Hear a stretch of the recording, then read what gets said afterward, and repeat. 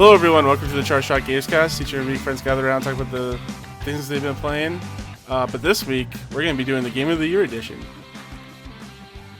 Today I have with me Justin.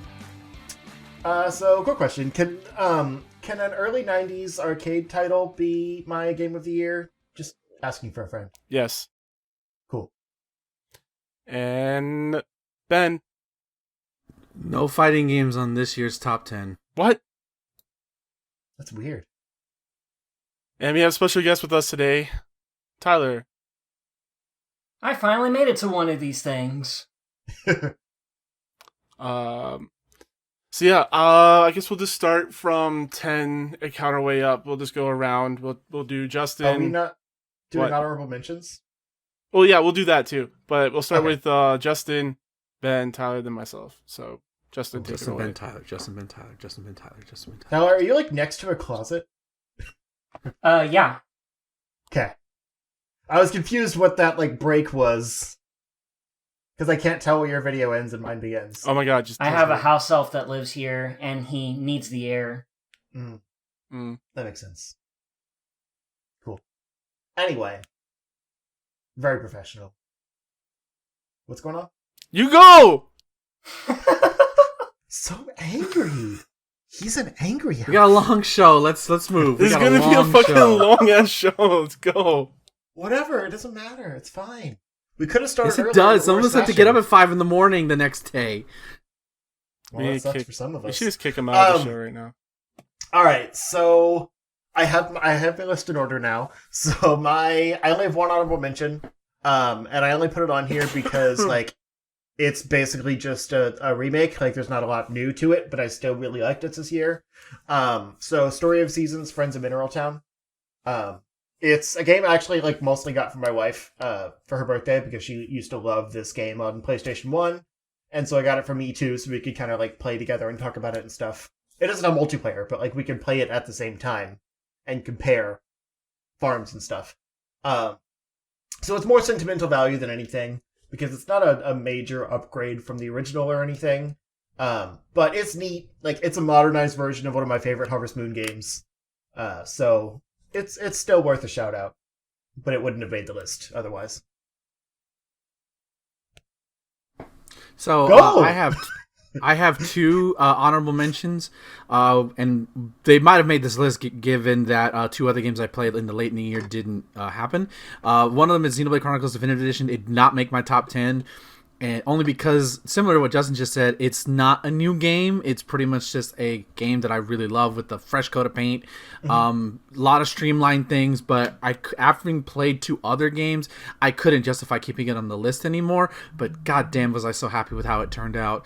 The other one that I'm going to mention is the only fighting game I'll probably be talking about tonight, which is Grand Blue Fantasy Versus. Arc system work in terms of combat system, art style, they kill out the part. Netcode is still trash, but they managed to be able to make it casual by having it special moves be meter, be cooldowns, and then giving the player the option to do manuals like Shoryuken inputs and Hadouken inputs.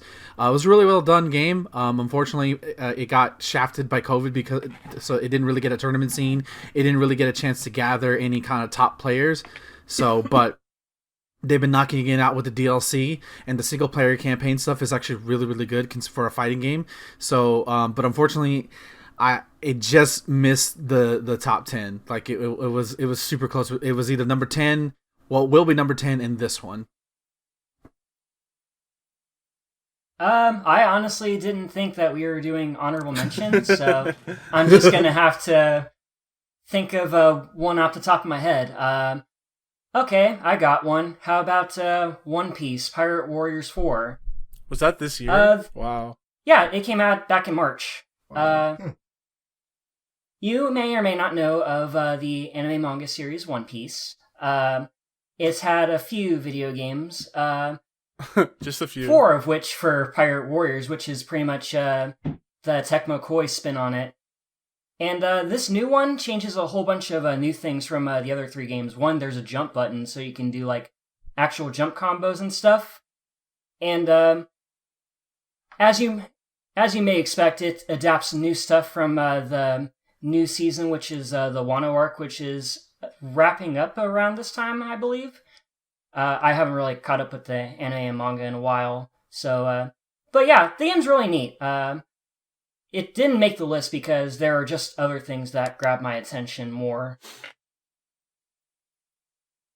So for myself, let me see here. I have a few that I'll just mention. So Cyberpunk didn't make my list this year, not because it's bad, but because I just haven't played a whole lot of it. The stuff that I've played was pretty good, but it has plateaued a little bit just in the things that you're able to do and the abilities. I finally got through the title screen. Like the first, I don't know, people are saying they beat this game in 30 hours. I've been playing like 20 hours, and I just got past that part. So, Jeez. Yeah, you can play a lot of it or not, I guess. Which is good and bad, I guess. I don't know. But also Iron Man VR came out this year. That was really cool. It was one of the first games that actually made my my stomach come up, like my knees buckle. I actually felt like I was flying around as Iron Man. It was really cool. Nice. And what else? I assume Ben's probably gonna talk about Dragon Ball Kakarot since he's been really digging it. No? Okay. So I'll just say honorable mention: Dragon Ball Kakarot does a really good job with the series. So yeah, I agree. That definitely made my list. Yeah. Spoiler. But yeah, it was actually a better year for games than I thought it was going to be. When I look at all these, I'm like, damn, these are bangers. So, go ahead, Justin. What's your number? I found 10? just over 10 games. I didn't think I was gonna get a top 10, honestly. After I thought this was gonna be a really good year for games. But real quick before I do my 10, I forgot a honorable mention because I just realized that I forgot a game on this list, so I moved things around a little bit. As you were talking. So just quick shout out to Mario Kart Live Home Circuit. I actually had that at number 10, and then I had to move things. So it's really cool. I love the AR stuff and creating a course around my house and having the cats play with it and stuff. Plus, it's one of my videos that's done the best on YouTube because people just want to see that game, I think. So They just want to see your cats get run over by a car. Pretty much. Yeah, I just want to see your cats. Yeah. I have people that are like, you have to let me know if you post more. I don't want to subscribe because I don't care about the rest of the content. But I want to see more Mario Kart. I was like, damn. At least you're honest. Yeah.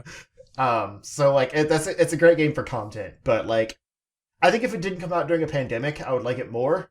But I want to play it with people. Right. We can pass off the controller and stuff, and that's not feasible right now. So maybe it'll be a better game in 2021. I don't know.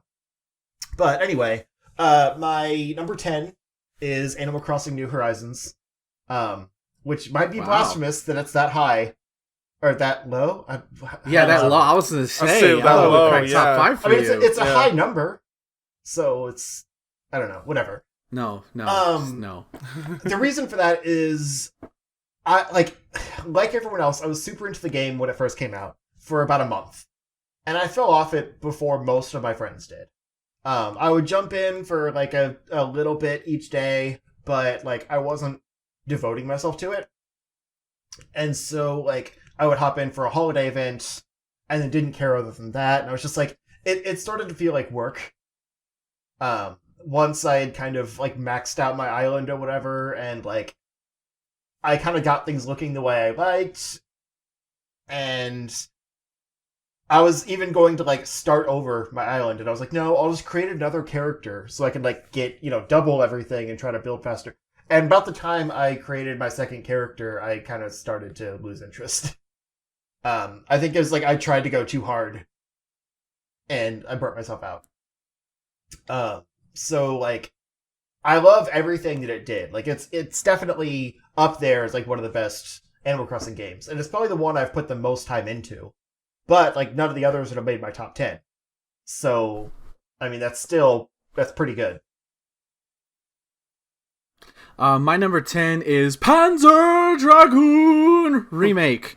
This is a game that I was so looking forward to, and the only reason this remake is on my list is because you can't play the original unless you have $1,000 ready to drop and the Sega Saturn you're ready to fix. It was such a good faithful recreation of the game from the mid-90s. It captured that art style very, very well. The rail shooting, it's not a long game, but just the fact that you can play this game again for the first time since 1995. Yeah, I think 95 is awesome. The music is great. Being able to switch between the classical music and the remix music is great. And then they've added new modes since then. It's great. As just seeing something get breathe new life into something that was pretty much dead is great. So not the longest game, not the deepest game, technically not a new game, but it's new in the sense that you can actually play this one. So that's my number 10, Panzer Dragoon remake. Ben, would you say it's great? Great! Greato. Okay, so my number 10.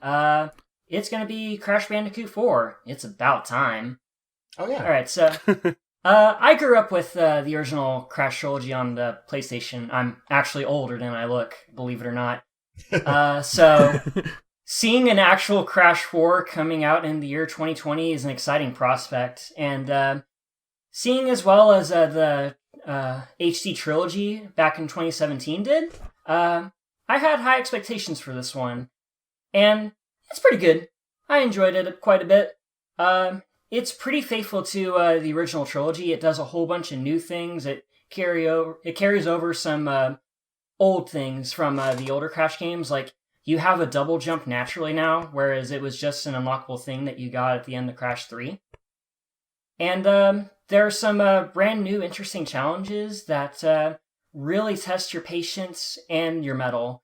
More so your patience, because completing this game is not easy. Like, there are points in this game where 100%ing it is extremely tight. And I would argue that some of the platforming sequences are probably too, I would say, intimidating for a newcomer, honestly.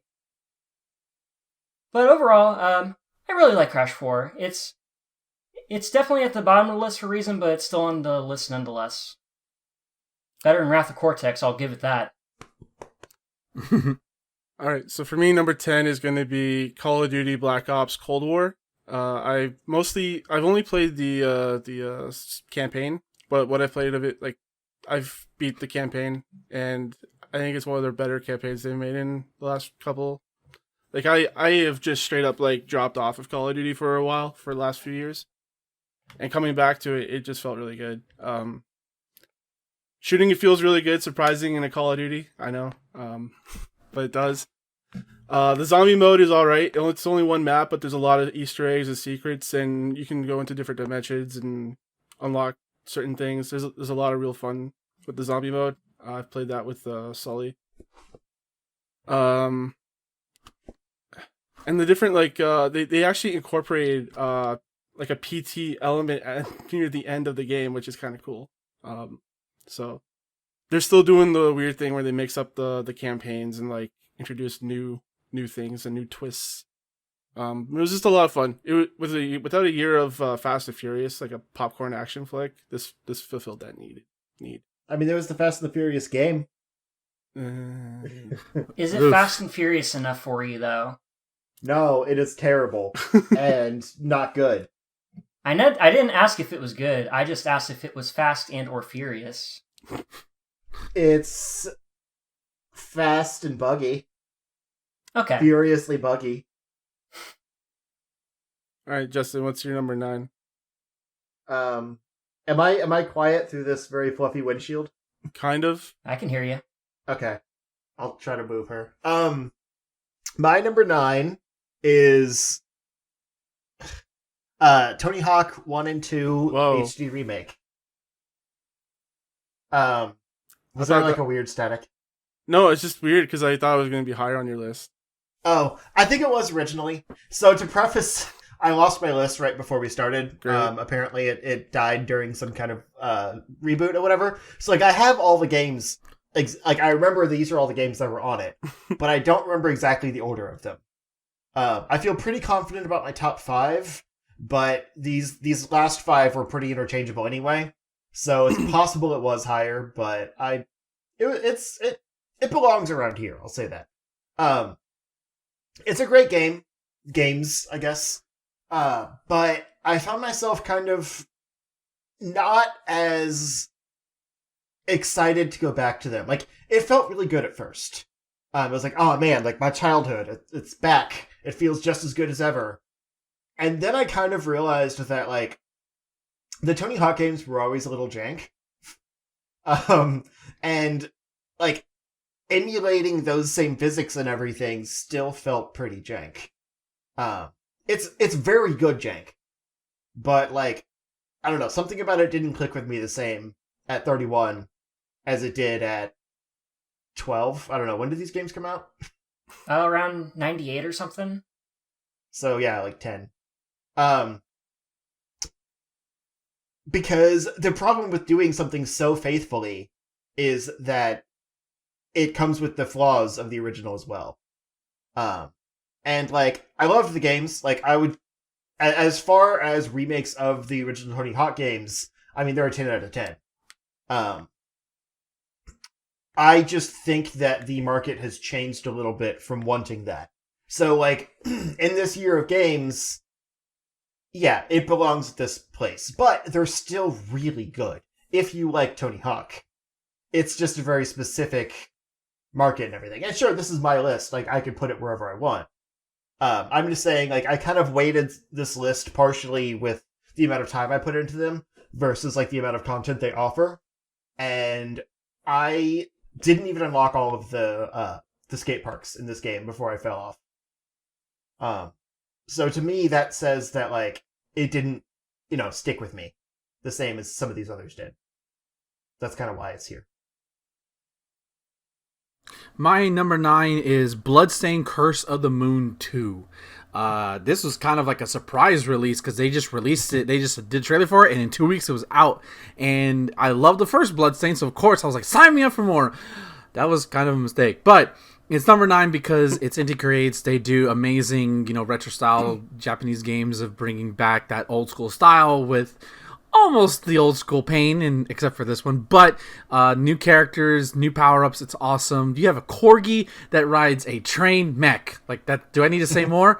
It's great until you get past stage 5, and then the unfairness goes up 100, and then you're raging at your TV at 1 a.m. during a pandemic. But it's still a solid, really good game, and it feels really good when you actually overcome those challenges. It's a little bit bloated, unlike unlike the original one, but it's still amazing, still good music, amazing, great fights. It's just, can you turn down the difficulty just a bit? Otherwise, it might have been higher. Oh, you need to get good. You play the game, you tell me. No. I know I would be bad at it.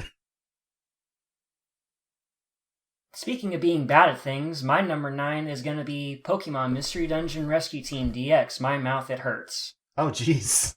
I recall playing a bit of the original on the DS back when I was a little youngin', around 13, I think. But I never beat it because we lost the cartridge because we were really bad with DS cartridges back in the day. But it recently got a remake for the Switch, and I actually got around to beating it. And, it's a pretty decent dungeon crawling RPG. You play as any 16 species of Pokemon from the first 3 generations, which can be a turnoff if you're a fan of the newer stuff, but it doesn't really bother me that much. But yeah, unlike the original, though, instead of having the quiz determine which Pokemon you can be in the beginning of the game, you can actually choose which one you can be. So, of course, I went with Trico because it's my favorite Pokemon.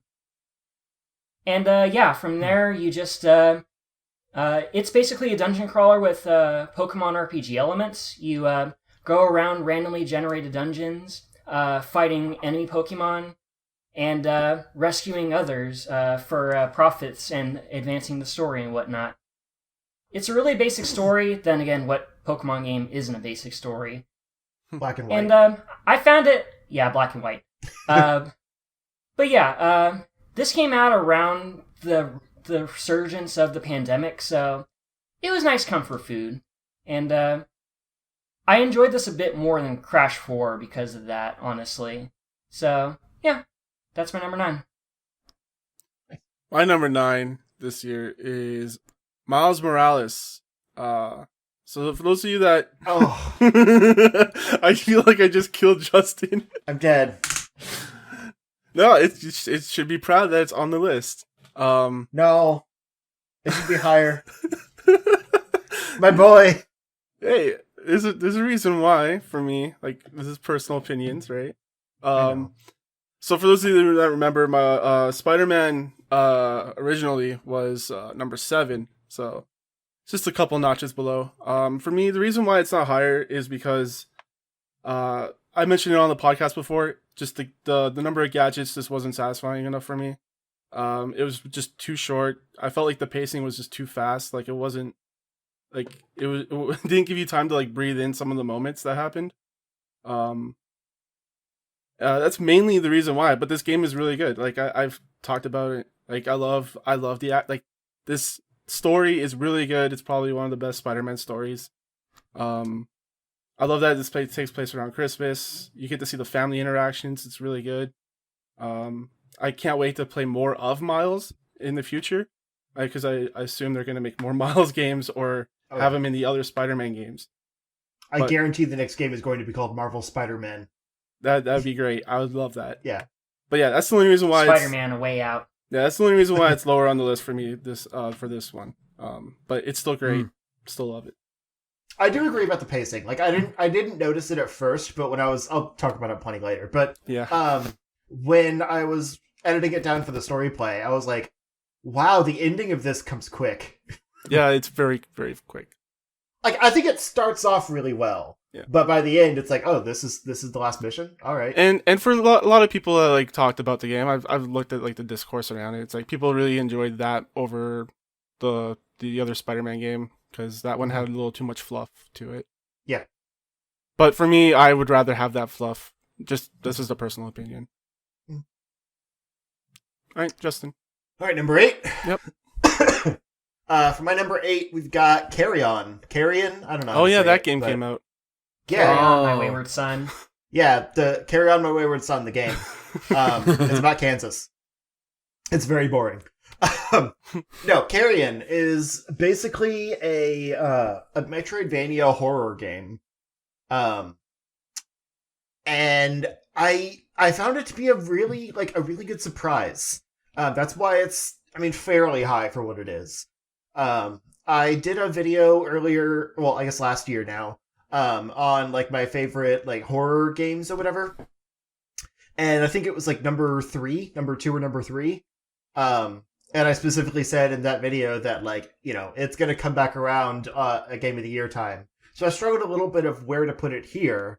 Because if it's like number 3 of my favorite horror games, like, how does that compare? So, anyway, the point is, it's a game where you play as the horror monster. You're like this eldritch horror kind of like tentacle monster thing.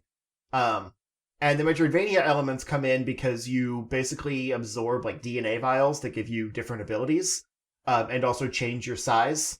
So you have to alternate between different sizes of monster that each have different abilities, to solve different like puzzle rooms and stuff, as well as take out your enemies and whatnot.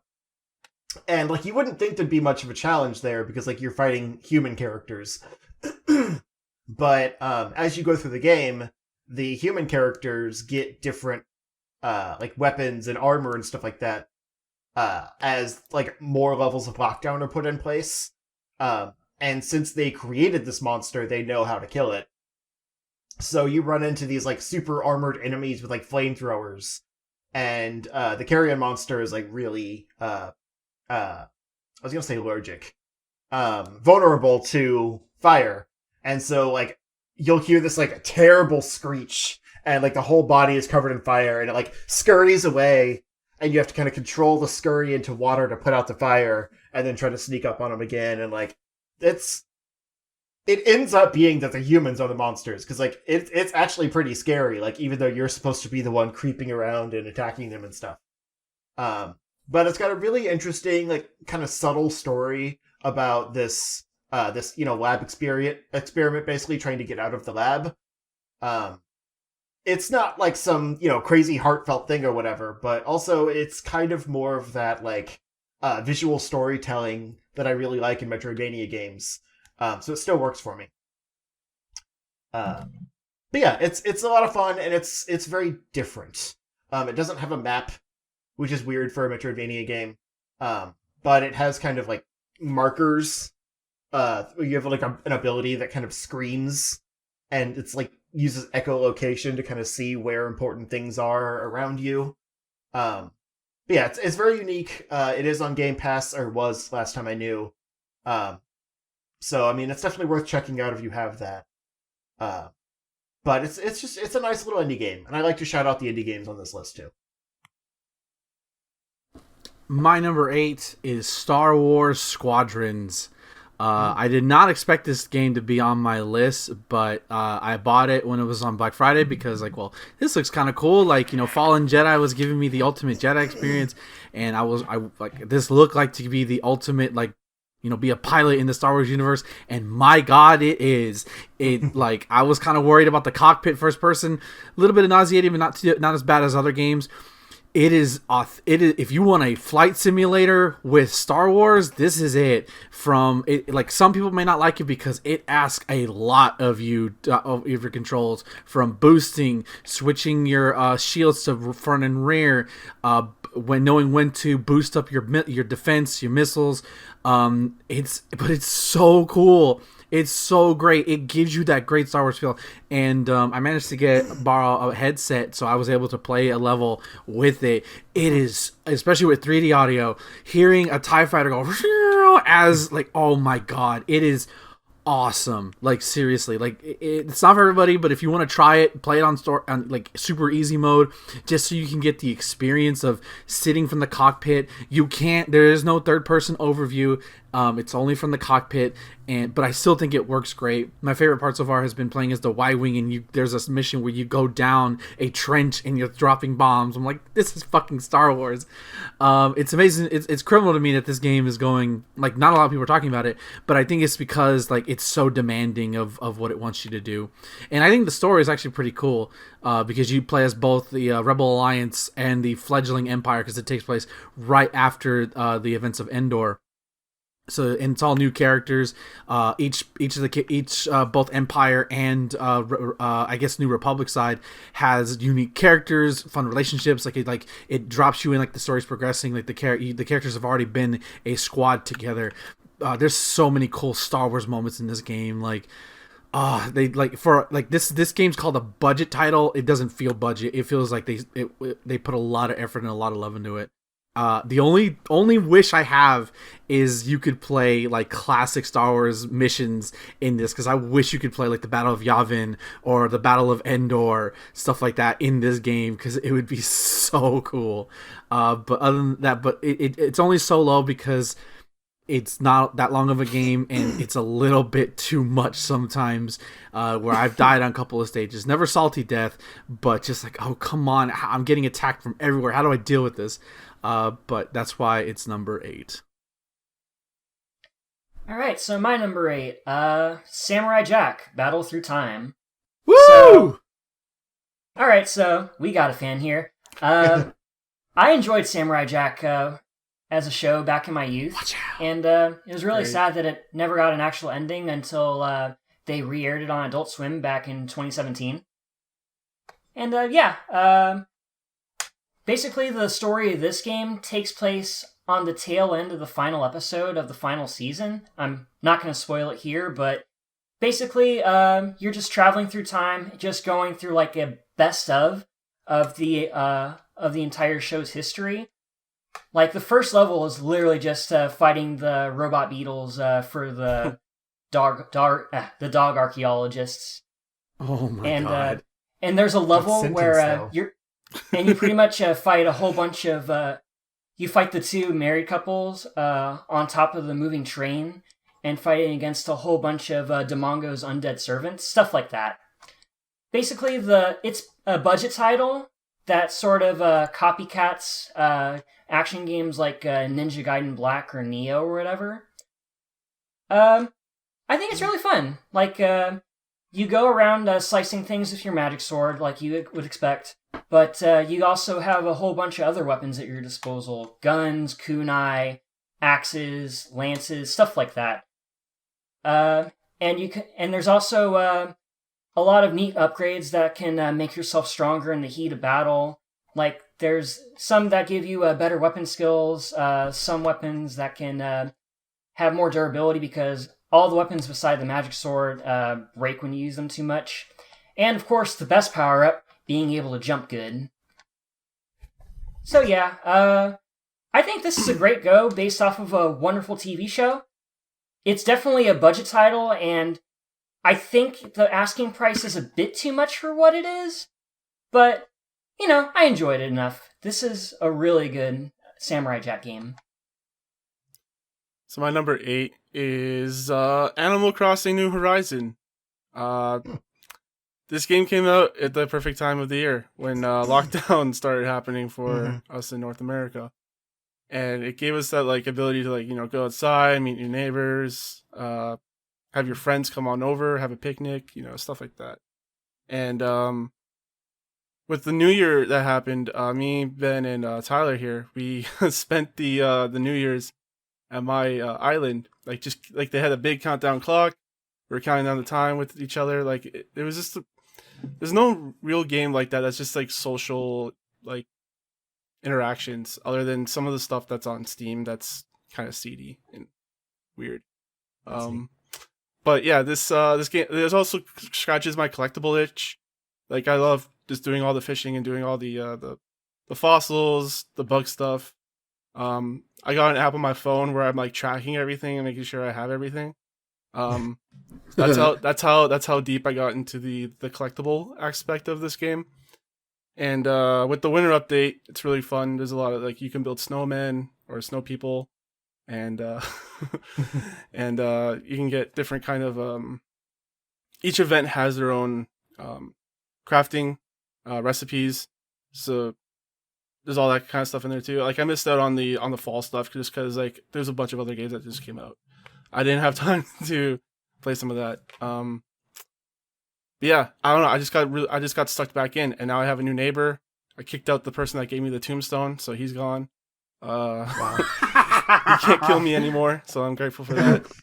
But yeah, it's just a great game to just chill for an hour. It's a very chill game if you just need to relax and just hang out, play Animal Crossing.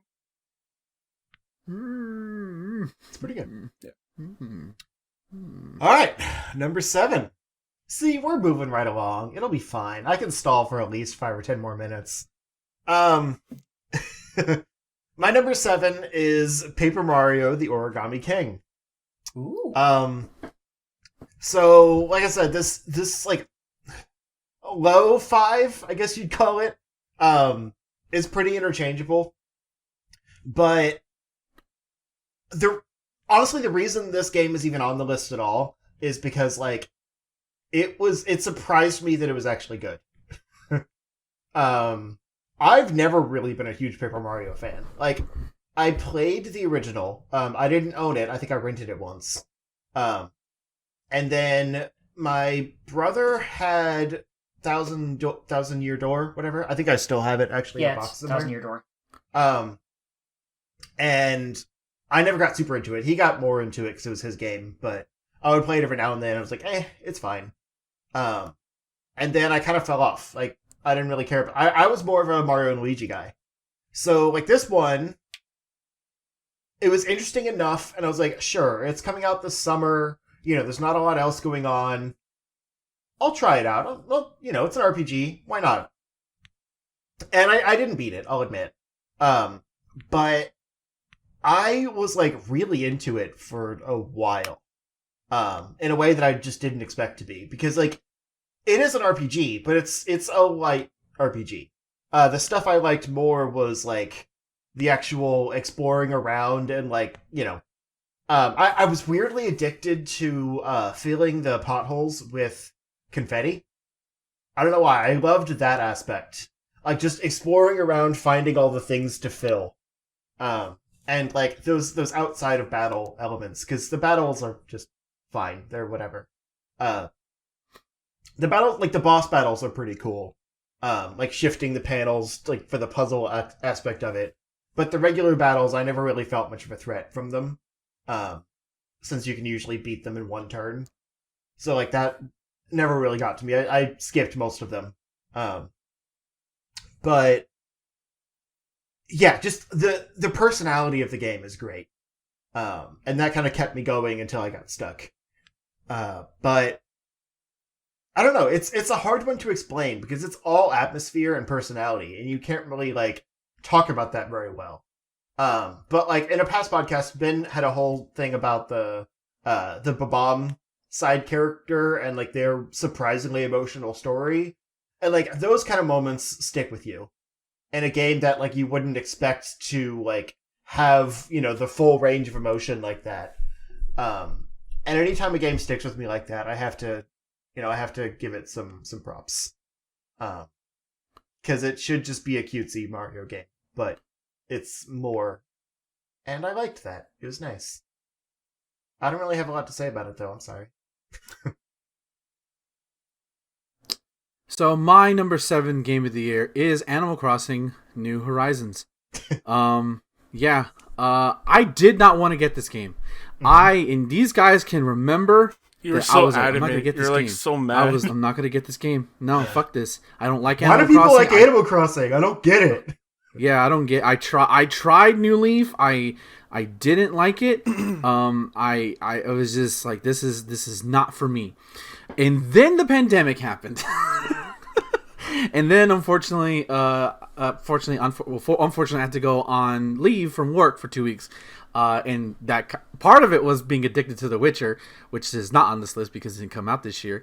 But part of it was discovering Animal Crossing and understanding it. And half my day was Witcher 3, the other half was Animal Crossing. I loved it. I fell in love with this game. I still love this game. Only reason I haven't come back to it is because there's so much other stuff to play. Yep. And I don't think I ever got bored with it. It's just, not as. It doesn't feel as important to play as other games.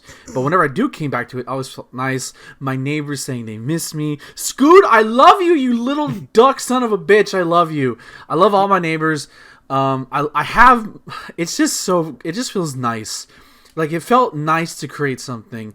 I want to say, my return to content creation kind of started with this game just because, I was making things. I was doing stuff. I was, even if it wasn't perfect, it was my stuff. It was my vision of something I wanted to be. And that's what I like about this game.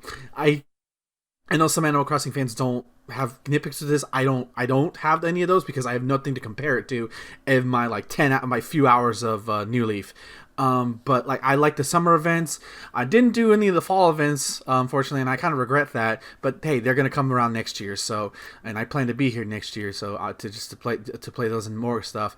But it was such a pleasant surprise. I'm glad I didn't stick to my guns and I played it because it became one of my most played games of this year and something I'll never forget.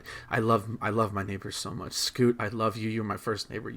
I'll never leave you. Yeah. Sorry, I'm done. I will say though, I'm thankful I got the pumpkins at least because at least I can hoard a whole bunch of pumpkins for next year and just craft all the things. Go ahead, Ty. All right. My number 7 is going to be Mega Man Zero ZX Collection.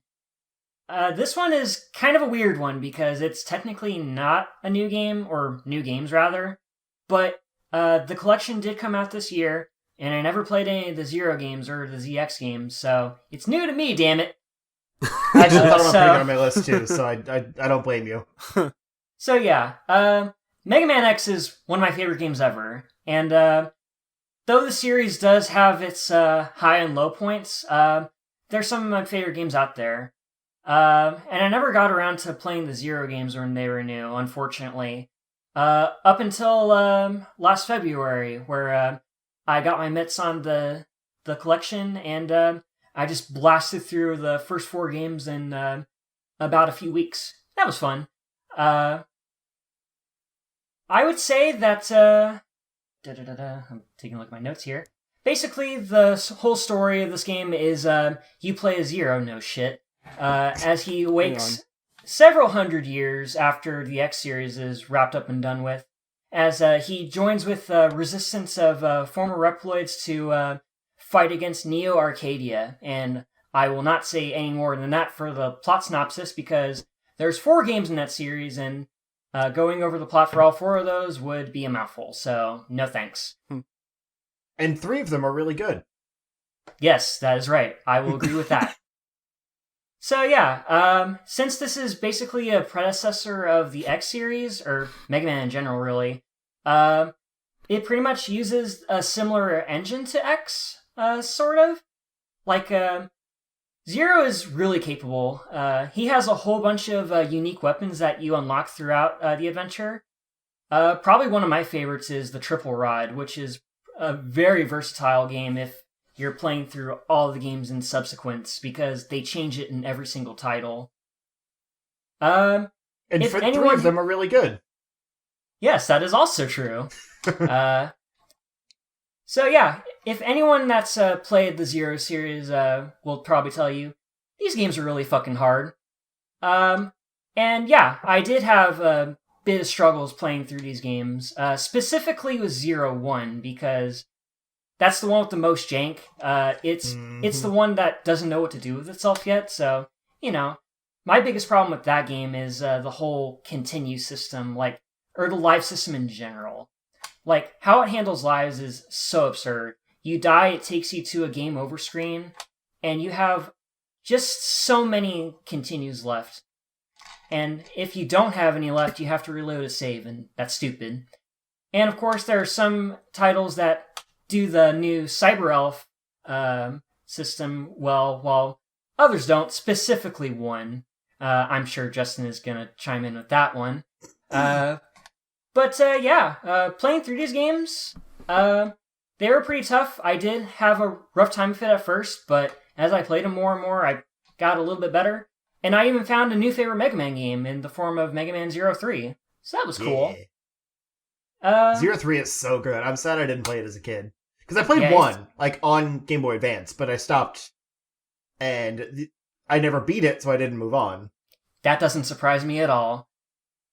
But yeah, I haven't gotten around to playing the ZX games yet. Well, I mean, I kind of dabble with them a little bit, but I haven't seriously played those yet, but I'll end up going through those soon enough. There's also a new mode specifically for the collection where it's basically a speedrun time attack mode, kind of like in the X collection from 2018, where you basically play older levels through a strict time limit, and that's cool, seeing how you can go through the levels as quickly as possible with the tools you're given. So yeah, I really enjoyed it, even though it pissed me off at points, specifically in 04. You didn't have to play that one. I didn't, but I had to. So we are at the point in the list, at least for me, where these are all bangers. And so number 7 for me is going to be Streets of Rage 4. Ooh. I really do love this game. When it came out, me and Ben basically, the first time I played it with Ben, and we were just banging the shit out of everybody we saw. What? What kind of game is this? Oh my. It was just hype as fuck, man. Like, the music itself, Streets of Rage, the music alone is worth it to be on the list. Damn it, Justin.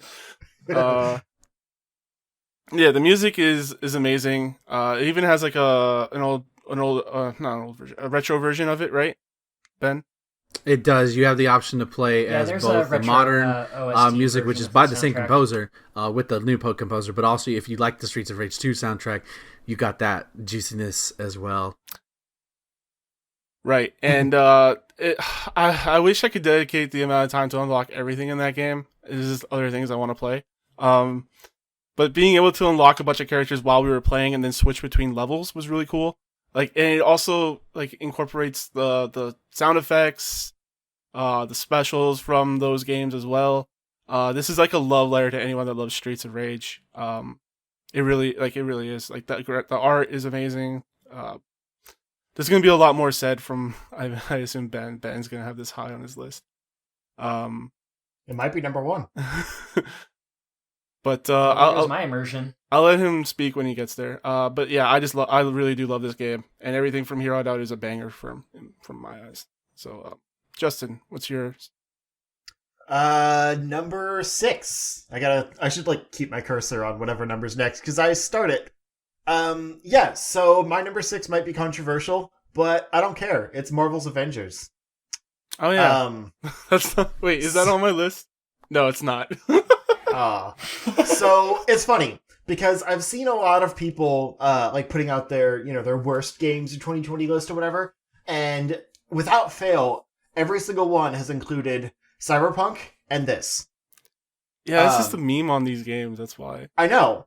And like the thing is, they talk about how like, oh, it's so good. Like this, I love the story. I love like it has so much potential to be a good game, but it's just squandered by all of the behind the scenes stuff, the microtransaction, blah blah blah. Like it's like they're just trying to hate it. And I mean, I've defended this game before. I'm not trying to be a shill or anything, but like none of that has really bothered me. The performance is pretty rough on a base PS4, but like especially since I started playing on PS5 with a friend, like I love it all over again. This game was a treat. Like me and Thomas played the beta when it released, and it was fun. It was a little rough, but it was fun. And I feel like that did not sell the game at all. No. Because the actual game came out, and I booted up the campaign, and was just like grinning ear to ear, like for almost all of it. Yeah. Because like there's just the story of Kamala, like figuring out who she is and becoming an Avenger is just so precious. Yeah, the first hour of that game is like amazing. I'm surprised they didn't show any of that stuff off. It's right. Crazy. So like a big part of why the game hasn't done well is because of marketing, I think. And they should have just made it a single a multiplayer like offline, a non-live service game that you can still play with your friends online. Just like co-op beat 'em up, basically.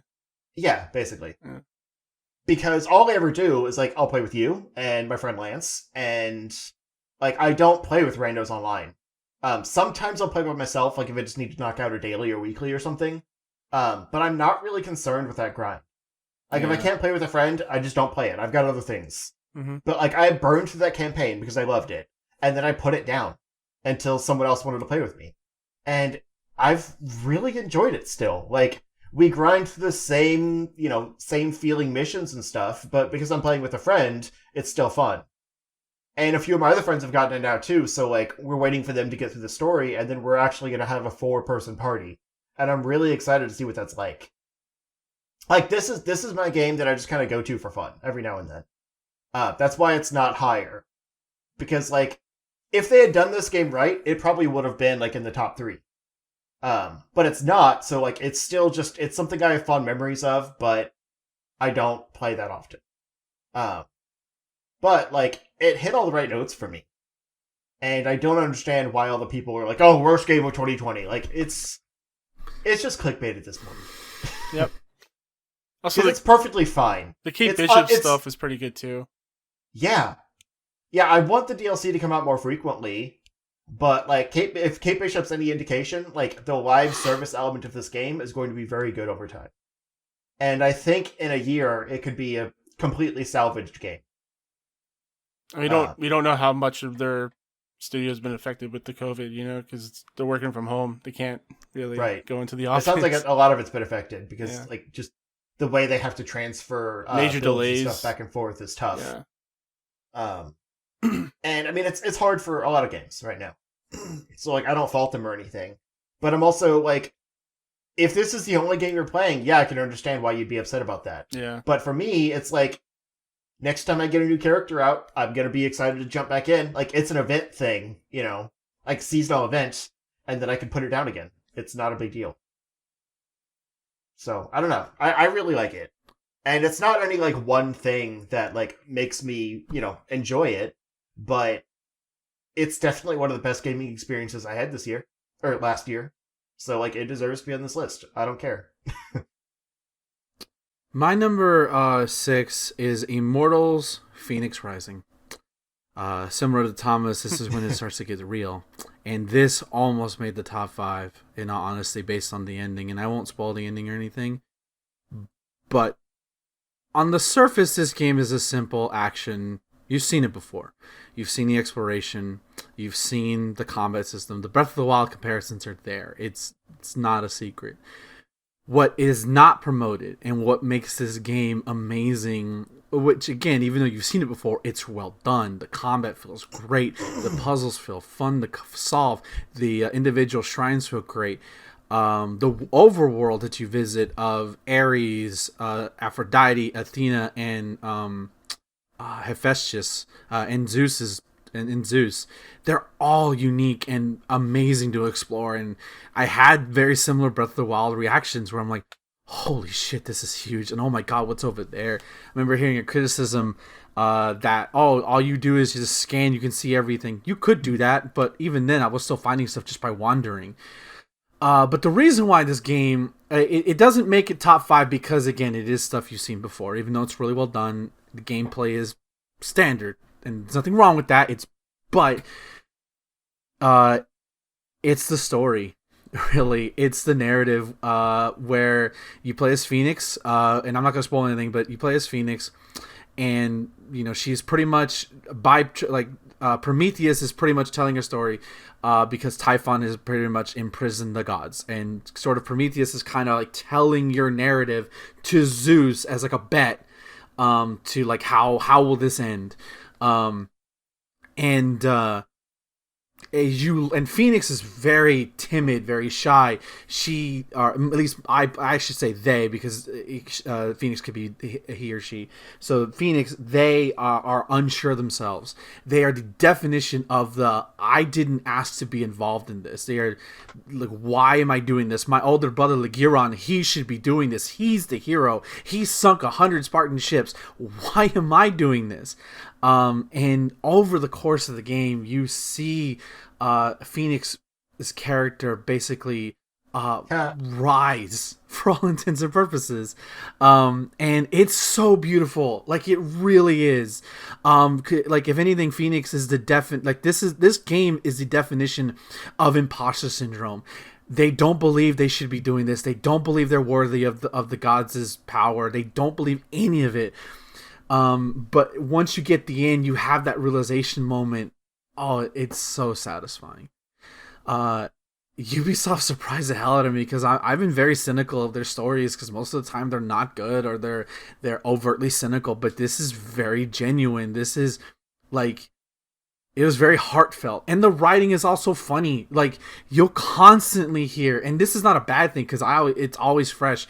Zeus and Prometheus constantly bicker at each other, back and forth, back and forth, back and forth. It's always funny, always fresh. You'll have, once you unlock the other gods and they're in this little pantheon, they're constantly bickering each other. You can talk to the gods and like, they'll constantly backsmirk each other, or they'll compliment each other, and you can show that the gods themselves are flawed. But if anything, this is all about Phoenix and their identity and what they mean, and that they're not just small. They can be greater. You can be greater. And that's what makes it so high. Unfortunately, in any other year, it might have been higher, but unfortunately, the next 5 kind of beat it out by a lot. If the gameplay stuff was a little bit more unique, it might have been higher, but God, I can't. I put 60 hours into this in 3 weeks. Like, I couldn't put it down. Anytime I thought about playing something else, whether it was another game or not, I couldn't. Let's chump numbers. Come back when you get to 150. But, yeah, seriously. And I'm looking forward to the DLC that they're gonna come up with. I've already bought the season pass. They've convinced me. Like, this is the most polished Ubisoft experience I've had in quite some time. Way to go, Ubisoft! You won me over for the first time since 2011. I definitely want to check it out. All right, so my number 6 is shock and horror: Animal Crossing: New Horizons. Yeah, all 4 of us have the same game on here. It keeps going up. The bottom 5. There's always at least one funny. game that's on everybody's list. Yeah. Yeah, this seems to be that one. I honestly didn't think that I would enjoy a life sim like this. I'm more of a action fighting kind of person, really. The only other Animal Crossing games that I played are the original on the GameCube and New Leaf. And while I did enjoy those games, I feel like this one has a bit more polish and improvements over those ones. Like, being able to live on a deserted island and pretty much establish a new civilization on it is pure genius. Like, and I really enjoy crafting all the tools and stuff that you can decorate your house with anything, really. I still find myself going back to this game every now and again. It's basically comfort food ever since the pandemic started. It pretty much just transports me to a world that makes me forget that the real life isn't completely awful, you know? But yeah, I occasionally come back to it with seasonal updates. I haven't come back for the fall update, which seems to be an upcoming trend in this group. So yeah, it's a cozy game that just makes me forget about my troubles. Nice. My number 6 and my number 5 could honestly just be interchanged, but I went with Hades for number 6. Hades, I feel like it's similar to Dead Cells to me, where it's like a very polished game that knows what it does and it does it very well. The thing that makes Hades so good is honestly the writing, the music, the dialogue. So it is a roguelike, but it's fairly light in the way it is a roguelike. I usually call these kind of games run-based games, where you have like one life and you need to get to the end. They're called roguelites. They're arcade games. But yeah, the audio, like the music, the dialogue, the characters are really good, really well written, really funny. This game is very funny. Every time you meet a new character, you're just laughing. The conceit of this game is you're Hades' son, and you want to escape hell and get to the earth. You've had it with everything down there. Like, fuck everything down there. And when you fuck you, Dad. Basically, every time you come back, you have to see Hades if he's sitting in his chair. Like, I don't think he's ever left. I think Cerberus is left, but not Hades. And he always gives you shit when you come back. He's like, "Why don't you just stop doing this? You're not gonna make it." Are you winning, son? God, the amount of builds and variety in this game is really good too. Like me personally, I've been having a lot of fun with the spear and the shield, but Bed's been like telling me about the sword, and I'm like, oh man, I need to try out the sword and do like new builds with that and try and figure out what works with the sword, which I might do that in next couple runs. Yeah, I'll let Ben talk about this more, I guess, but because it was higher on his list. But the things like I said about the things I like about this game is that it's extremely polished. The writing and the dialogue is really good, and so is the music. And it's weird to say like a game is polished because some people might not know what that means, but it just means that it controls very well. It's kind of hard to explain. It's just one of those things where you play it and it just feels freaking good. But go ahead, Justin. What's your number 5? Number 5 is Ori and the Will of the Wisps.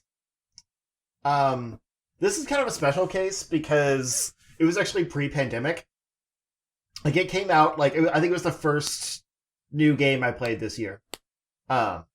And it hit me hard because it came out while I was still stuck at home after my hernia surgery. So it feels like it came out during the pandemic because, I was homesick, but I was just couch-ridden with nothing else to do. So I played a lot of Ori. I started with the Blind Forest before Will of the Wisps came out. I replayed through that with the Definitive Edition, and then I started Will of the Wisps. And I will say that I don't think it's quite as good as the first game, because the way it kind of lays things out is not as appealing. With it's a slower game because there's actually NPCs and stuff you have to interact with, and so making it a bit more quest based, I think, kind of slows down the pacing. But it's still a very strong game. And like I said, since I played it in January and haven't gone back to it, I'm trying to remember details right now, but I mean, it's more Ori at the end of the day. Like, it's more combat focused than the first one was. You actually, like, one of the first things you get is kind of a spirit sword. And I really like the combo system in it. Like, that's one of the best improvements. Because there's a lot more, like, actual boss encounters. Which is kind of weird in an Ori game. But, I like it because I think one of the weakest elements of the first game was the combat. It never felt like you could really do much damage until you get, like, the slam, and then you're mostly avoiding enemies by using them as platforms.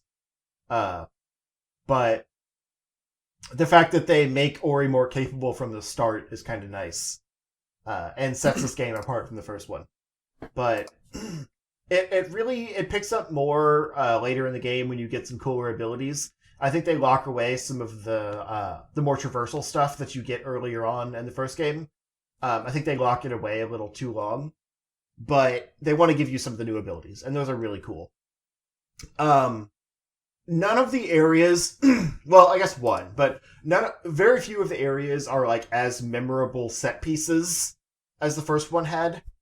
But I think there's individual moments that are still really cool.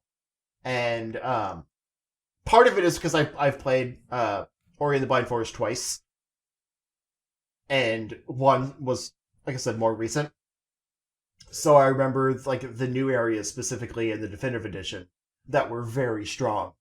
And I think if Will of the Wisps does a similar thing, where it like drops a Definitive Edition to add some new stuff that kind of polishes up the weak points, it could end up being better than the first game. But as it is, it's a very good follow-up that I still enjoyed a lot, and I need to jump back into sometime. But I don't have Game Pass anymore, and I don't think I actually bought it. I think I just played it on there. So anyway, it's great though. Like it's one of those weird games that came out in the before times, so it's kind of hard to remember exactly what I loved about it. Yeah, because like it was such a weird year because it started with me being homesick for like 2 weeks. And then I got back to work, and like a month later, COVID happened, and I've been working from home ever since. So it's like, most of my year has been like at home playing video games. So I was trying to remember like the one game on this list from before that. My number 5 is Hyrule Warriors: Age of Calamity. This makes the top 5 because in 2020, where everything was crushing, everything was horrible, there was no light. We jokingly say that we play video games to escape from that, to make a difference in these worlds that we visit, to save the world, to rescue the princess, whatever. Huh? I'm not joking. I actually do that. Well, some people do, but my point is that sometimes it's a joke. Sometimes we just tell us that it's a coping thing for some people, and for some of us it's real. And for me, that was especially this case with Hyrule Warriors: Age of Calamity. This is not the prequel that people wanted, is in terms of how it ends. But I'm glad it wasn't, because in a grim fucking year, I'm glad I was able to feel like I could make a difference somehow by stopping evil, doing something. And in terms of the narrative, that's kind of what really hooked me, especially with little R2 rolling with you around. Such a great little addition to the game. And gameplay wise though, it's still a Warriors game, so nothing really changes there, but I do think they did an amazing job of making each character feel unique, with having them have unique moves. As much as I hate Rivali, he's really fucking fun to play as. Even playing as Hetsu, he's great. Kicking ass with the giant Deku or Korok seed is hilarious.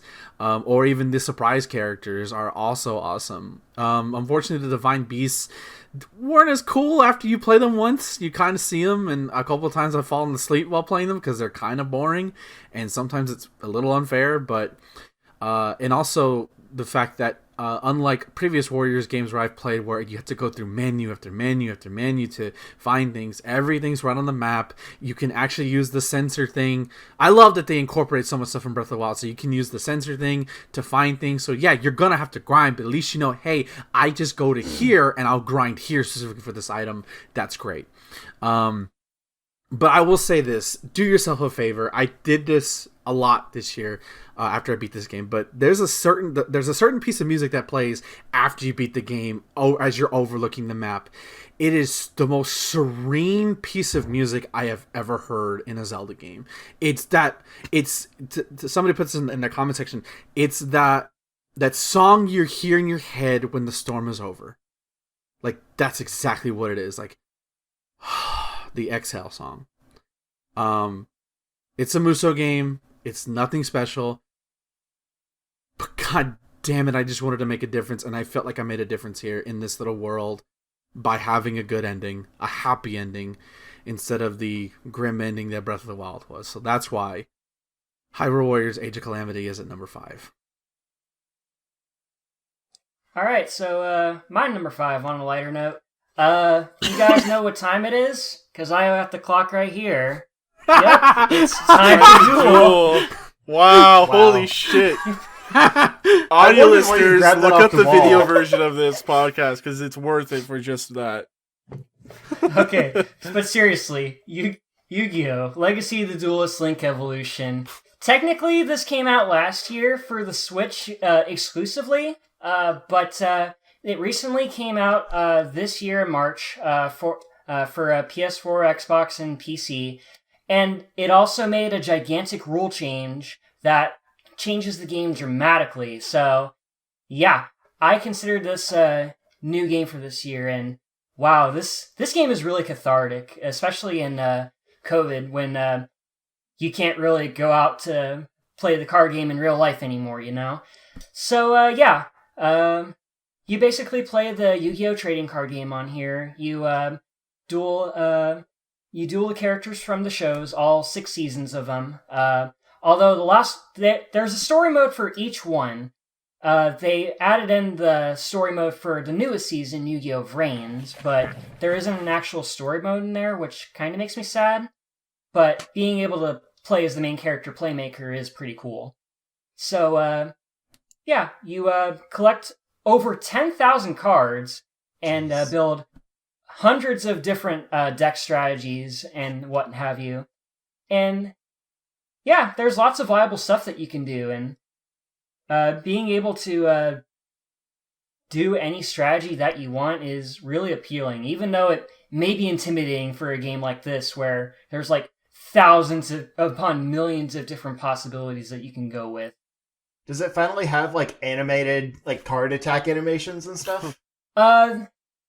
They only have summoning animations for specific monsters. In an older version of Legacy of the Duelist, which came out back in 2015, there were attack animations for specific monsters, but they took those out because they look terrible. And the new animations for some of the more vintage monsters, you know, Dark Magician Girl, those all look great. And I've spent an ungodly amount of time unlocking shit in this game because I can use the decks that I use in real life, which are awesome, and I've also found some new decks that I've been having fun using. So, yeah, pulling off a whole bunch of strategies and all these complicated maneuvers is really satisfying. Yeah, I popped this game in. I forget what it's called. Do you have the mobile game from like last year or something? I barely play it though. Okay, because I grabbed that one because there's just something I could do at work. But I never got super into it. But that does have some like at least some graphics, not necessarily animations. But it's more simplified. Granted, it's easier to get into, but it's not the real thing. Although they did make it the real thing. I've lost track of all the rules, so it works for me. Yeah, it's gotten really complicated. Yeah. But yeah, I can't play the card game in real life anymore because of the pandemic, but this is a damn good alternative. Alright. So my number 5 as I've said before, this could be switched for number 6, but my number 5 for this year is Doom Eternal. This is one of those games where the first few hours of the game, like I wasn't really feeling it. I was like, this is not really what I was signed up for Doom. Last year's the previous iteration I felt was better, but during the second half of it, I finally got it to click. I finally got that combat loop to go. Like I have it click in my head. So like shoot, chainsaw, glory kill, just combinations of all those types of things. And then at the end of the game, they give you an instant kill weapon. Basically, they give you a sword that can kill literally anything. You just need to have it charged, and so like that just introduced a whole hell of a lot of fun. And I went back through different missions in that game and just had unlimited ammo and unlimited health, and I just soared the fuck out of everything. It felt so good. But yeah, no, the combat is really good. I felt the maps are a lot larger in this one. There's a lot more exploration. They bring back the map system and the collectibles and stuff like that. But I just felt like there was just more of that in this game. And I know a lot of people didn't really like the end of With Sin, but it just felt cathartic for me because I was playing on easy. And I was just killing everything in my path, and they kept giving me more ammo and armor and stuff. It just always came back, and it just, I don't know, I felt really good with that ending. Killing a giant boss at the end. Yeah, it was just a really good Doom game. I don't really have anything else to say about that. Music's still really good. So I'll let Justin say his number 4. All right, moving on to number 4. We have Astro's Playroom. Ooh. The cute little PS5 pack-in like tech demo looking thing that actually ended up being one of the best games of the year. Yeah, it was. And that's not because it was a bad year for games. Like, no. It was a decent year, but I never would have expected this game to be this far up. But it's a really good showing for the PS5. Mm-hmm. Like, I'm glad it didn't cost money, because I wouldn't have thought to buy it. Yeah. Like, there was also, like, the Sackboy's Adventure or whatever, that's supposed to be actually pretty good. But, like, it cost money, and I was like, I got my fill with Astro. Like, it's a cute little platform, and it was free. Why not? But, yeah, it's a very simple little game. Astro's kind of become, like, the Sony, like, the PlayStation mascot. Mm-hmm. In a lot of ways, and, like, this game is basically, like, a love letter to, like, from Sony to themselves. It's... the entire premise of the game is that you're inside a PS5. So each world is, like, one part of the PS5 hardware that they're trying to show off. And so, like, you go to each of these worlds, and, like, the music is really charming. Like, I rarely, like, notice music in games. But there's something about, like, the way that like, they mix the name of the world and, like, the kind of the theme of the world into the music that's really cool. Mm-hmm. Like, what is it? Is it the Speedway one? Where, like, you can hear the name, like, they're like, saying Speedway, like, during the music. But it's, like, electro tune. It might be that one, yeah. Yeah, it was the Forest one, yeah. Because they all say it at some point. But it's, like, it's this kind of, like, really, like, cool electro beat. And it actually has lyrics to it. And, like, you can find... I think it is the Forest one, yeah. You can find, like, a little hidden cave in one of the levels that has, like, a tablet with all of the lyrics of the song in it. Yep. Mm-hmm. It's just, like... That was the graphics one, right? It's the little things. I think it was the graphics one. Yeah. Yeah. Part of the problem is, like, it's kind of a short game, so, like, the worlds blur together a little bit. Like, they're all very distinct. I just forget which one's which. Yeah. I remember the CPU cooler one, because that's kind of obvious. Cooling Springs. Yeah. Yeah. And then the, like, memory speedway, I think, because it's the SSD. RAM, yeah, or whatever, yeah. But I don't remember what the other two, like, which one's which. But yeah, so it's just very basic little platformer. Astro can jump, punch, and do like a foot laser thing. over enemies to take them out. A little hover foot laser thing, yeah. Yeah, it's a foot laser. Yep. Something And Doctor Doom would he use. flies with it. Yeah. And you also like you pull things from the ground, and like it's a very simple moveset, but like they use the mechanics in really clever ways that like just the platforming feels good. It's another one of those games that's just polished. Like you're jumping around and it just feels good to control.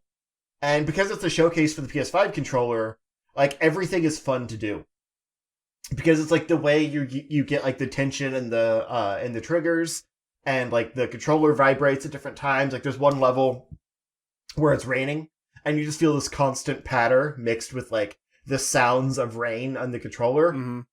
And it's just so serene. Like I've complained before about how I don't like 3D audio because I'm half deaf. But this is one of those things where like the controller was making the sound, and so it still felt immersive because it was like coming up at me while I was feeling the inside the controller, and it was just really nice. And like there was another example where every other level in each world has some kind of gimmick to it. So they range from the terrible, which is like rolling a ball around using the trackpad, to the really cool, which is a like a rocket ship that you're flying around, and you like each trigger is a one of your like one side of your rocket. Yeah. So you have to kind of jump between the left and right and like hit it together to do. And you can feel the tension when you hit the rocket boost. So like if you just kind of if you push it down ever so slightly, it'll actually like like it actually like vibrates your hand, because you're not holding it down enough to like activate the trigger. So you're just getting this like feedback loop, just kind of a like a constant bump. And it's so weird feeling, but it's cool because like you want to hold it down all the way. So you actually like, you know, push past the resistance. And I don't know, it's the little things in that game. Like it's something that you know, if you have a friend over, which probably don't do that right now, but if you do, and they're like, how's that PS5? You would boot that game up and be like, here, this will help you understand it. Mm-hmm.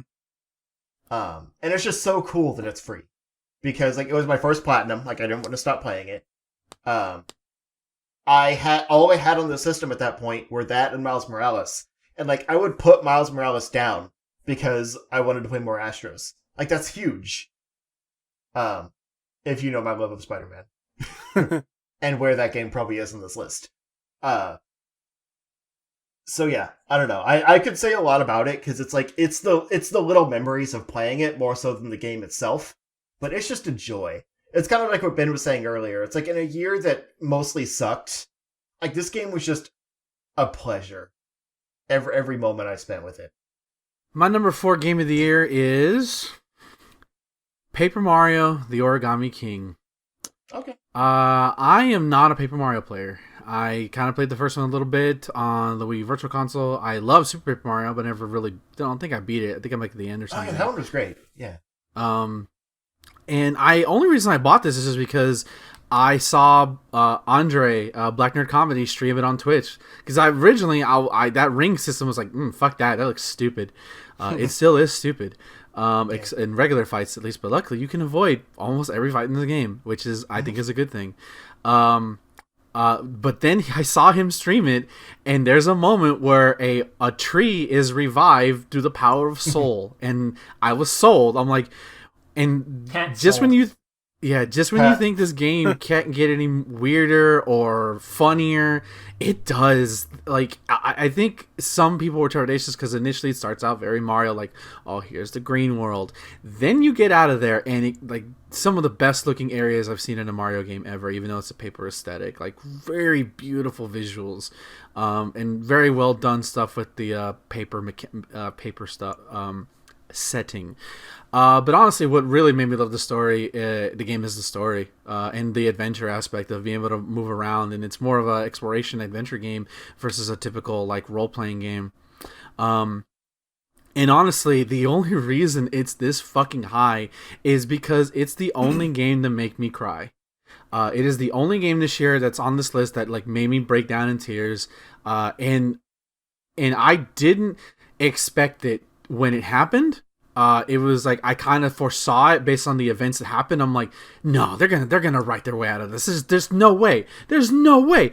And there I am sitting at work at my lunch break, playing that moment, literally wanting to just go home and cry because of what just happened. God, like, it's not the deepest game, but like you don't have to be super deep to connect with characters. You just have to give them a line to the people, and that's all you need. And I love the conflict with Olivia and the Origami King. Why he's doing what he's doing. The idea of sentience. What does it mean? Am I truly like? It goes into some things that I didn't expect it to go to, and like some of the boss fights were annoying. The fights are annoying, but when you nail those boss fights, they're really cool visually. Like, they put a lot of effort in this game, and I feel like if you're a salty Paper Mario fan because it's not a turn-based RPG, you need to either shut up about the series and play the game and actually experience it for yourself, or if you've never played a Paper Mario game, this is the perfect one to start. It really is, because to me, I don't associate Paper Mario with RPG. I associate Paper Mario with weird and quirkiness, and this has weird and quirky from start to finish. It was, if anything, Paper Mario was my surprise of the year, because I was going into it not even getting it, expecting to hate it, and I fell in love. Rest in peace, Bobby. You will never, ever be forgotten. All right, so my number 4 is going to be Dragon Ball Z Kakarot. So, a lot of games on this list come from franchises from my youth, I noticed. So, it's no surprise that one based off of Dragon Ball Z would make it above the others. Honestly, I was kind of skeptical of this game at first. Like, it's another Dragon Ball Z game that follows the whole story, blah, blah, blah, blah. But it's actually better than that. And my fears were alleviated as soon as I popped the game in for the first time. This was actually the first new game I played for the year, and this was a really great experience. Like, as you would expect, it follows the story of Dragon Ball Z from the confrontation with Raditz all the way to the end with the final confrontation with Majin Buu. Spoilers if you haven't watched Dragon Ball Z before. It does follow the story to a T, and the presentation on it's really good. I would say out of any Dragon Ball game, this probably has the best story mode out of any single one, like bar none. It used to be Dragon Ball Z Budokai, just because it had the cutscenes, which have not aged well. Oh god, they have not aged well at all. But yeah, this definitely has the best story mode out of any Dragon Ball Z game, because it even touches up on some of the smaller details that a lot of past games don't really touch up on, like the whole cat and mouse aspect with Vegeta pulling fast ones on Frieza and his men on Namek, or even some new twists that weren't in the original, like when Gohan becomes a Super Saiyan 2 against Cell. Like, before that confrontation, they put in a little scene where Gohan interacts with Android 16. They become friends. Like, they just interact with each other and share their mutual love for animals and birds and stuff. You know, typical Android 16 stuff. Yep. You know, all that's cool. And I really enjoyed that part in particular because it made Android 16's death and Gohan's transformation that much more impactful. And as for gameplay, it's pretty much like a less stiff version of the Xenoverse games. Like, you shoot off Kamehamehas and punch the occasional Cybermen or Red Ribbon Army robots in the face with all these different moves. You play as Goku, of course, and you also play as Gohan, Piccolo, Vegeta, and even Trunks in some points. They all have their own movesets. They're all really cool. But honestly, the gameplay itself isn't the biggest thing to sell me on this game. It's basically the stuff that surrounds it. Like, you spend a lot of time training. Basically, if you've watched Dragon Ball Z before, you know that before, like, major arcs or whatever, the characters would actually spend time training and honing their skills. Character development moments and stuff like that. They actually have a justification for becoming stronger. And you do that a lot in this game, along with the occasional minigames like driving cars, shooting dinosaurs to get their meat, cooking stuff, fishing with your tail, which is really fucking weird. But yeah, this is all really cool stuff. And I even enjoyed the new DLC that they added, which is based off of the 2 newer movies. The first one being a loose interpretation of Battle of Gods, although not really. The whole premise is you're on Lord Beerus' planet trying to become Super Saiyan gods, even though Vegeta doesn't become a Super Saiyan god in the original, but he does here. Huh. So that's cool. But the new DLC, the one based off of Resurrection F, is honestly better than the movie it's based on. Like, they actually make Super Saiyan Blue viable. Like, it actually makes it earned. Whereas in the movie, it's just, oh, I just have this. It's cool. Yeah. Don't question it. Yeah. But yeah, and in the new DLC, they added in horde battles, which, if you remember in Resurrection F, there was a shit ton of Frieza soldiers that attacked them all at once. And you fight over 100 dudes at once, and there are even points where you can wipe out a whole bunch of them all at once if you get in a good hit. So it becomes a Warriors game. That was cool. Yeah, it kind of turns into a Warriors game, but with Dragon Ball. That's kind of cool, actually. I'm kind of surprised they haven't done a Dragon Ball Warriors game. I don't think they have. Yeah, I'm surprised too. They've done it for One Piece, but not for Dragon Ball. Huh. But all the more epic moments of the show are completely intact and in some cases amplified. Like the Goku versus Frieza fight in both the base game and in the DLC are really fucking good. And the final battle with Kid Buu is one of the best experiences I had with the final boss fight.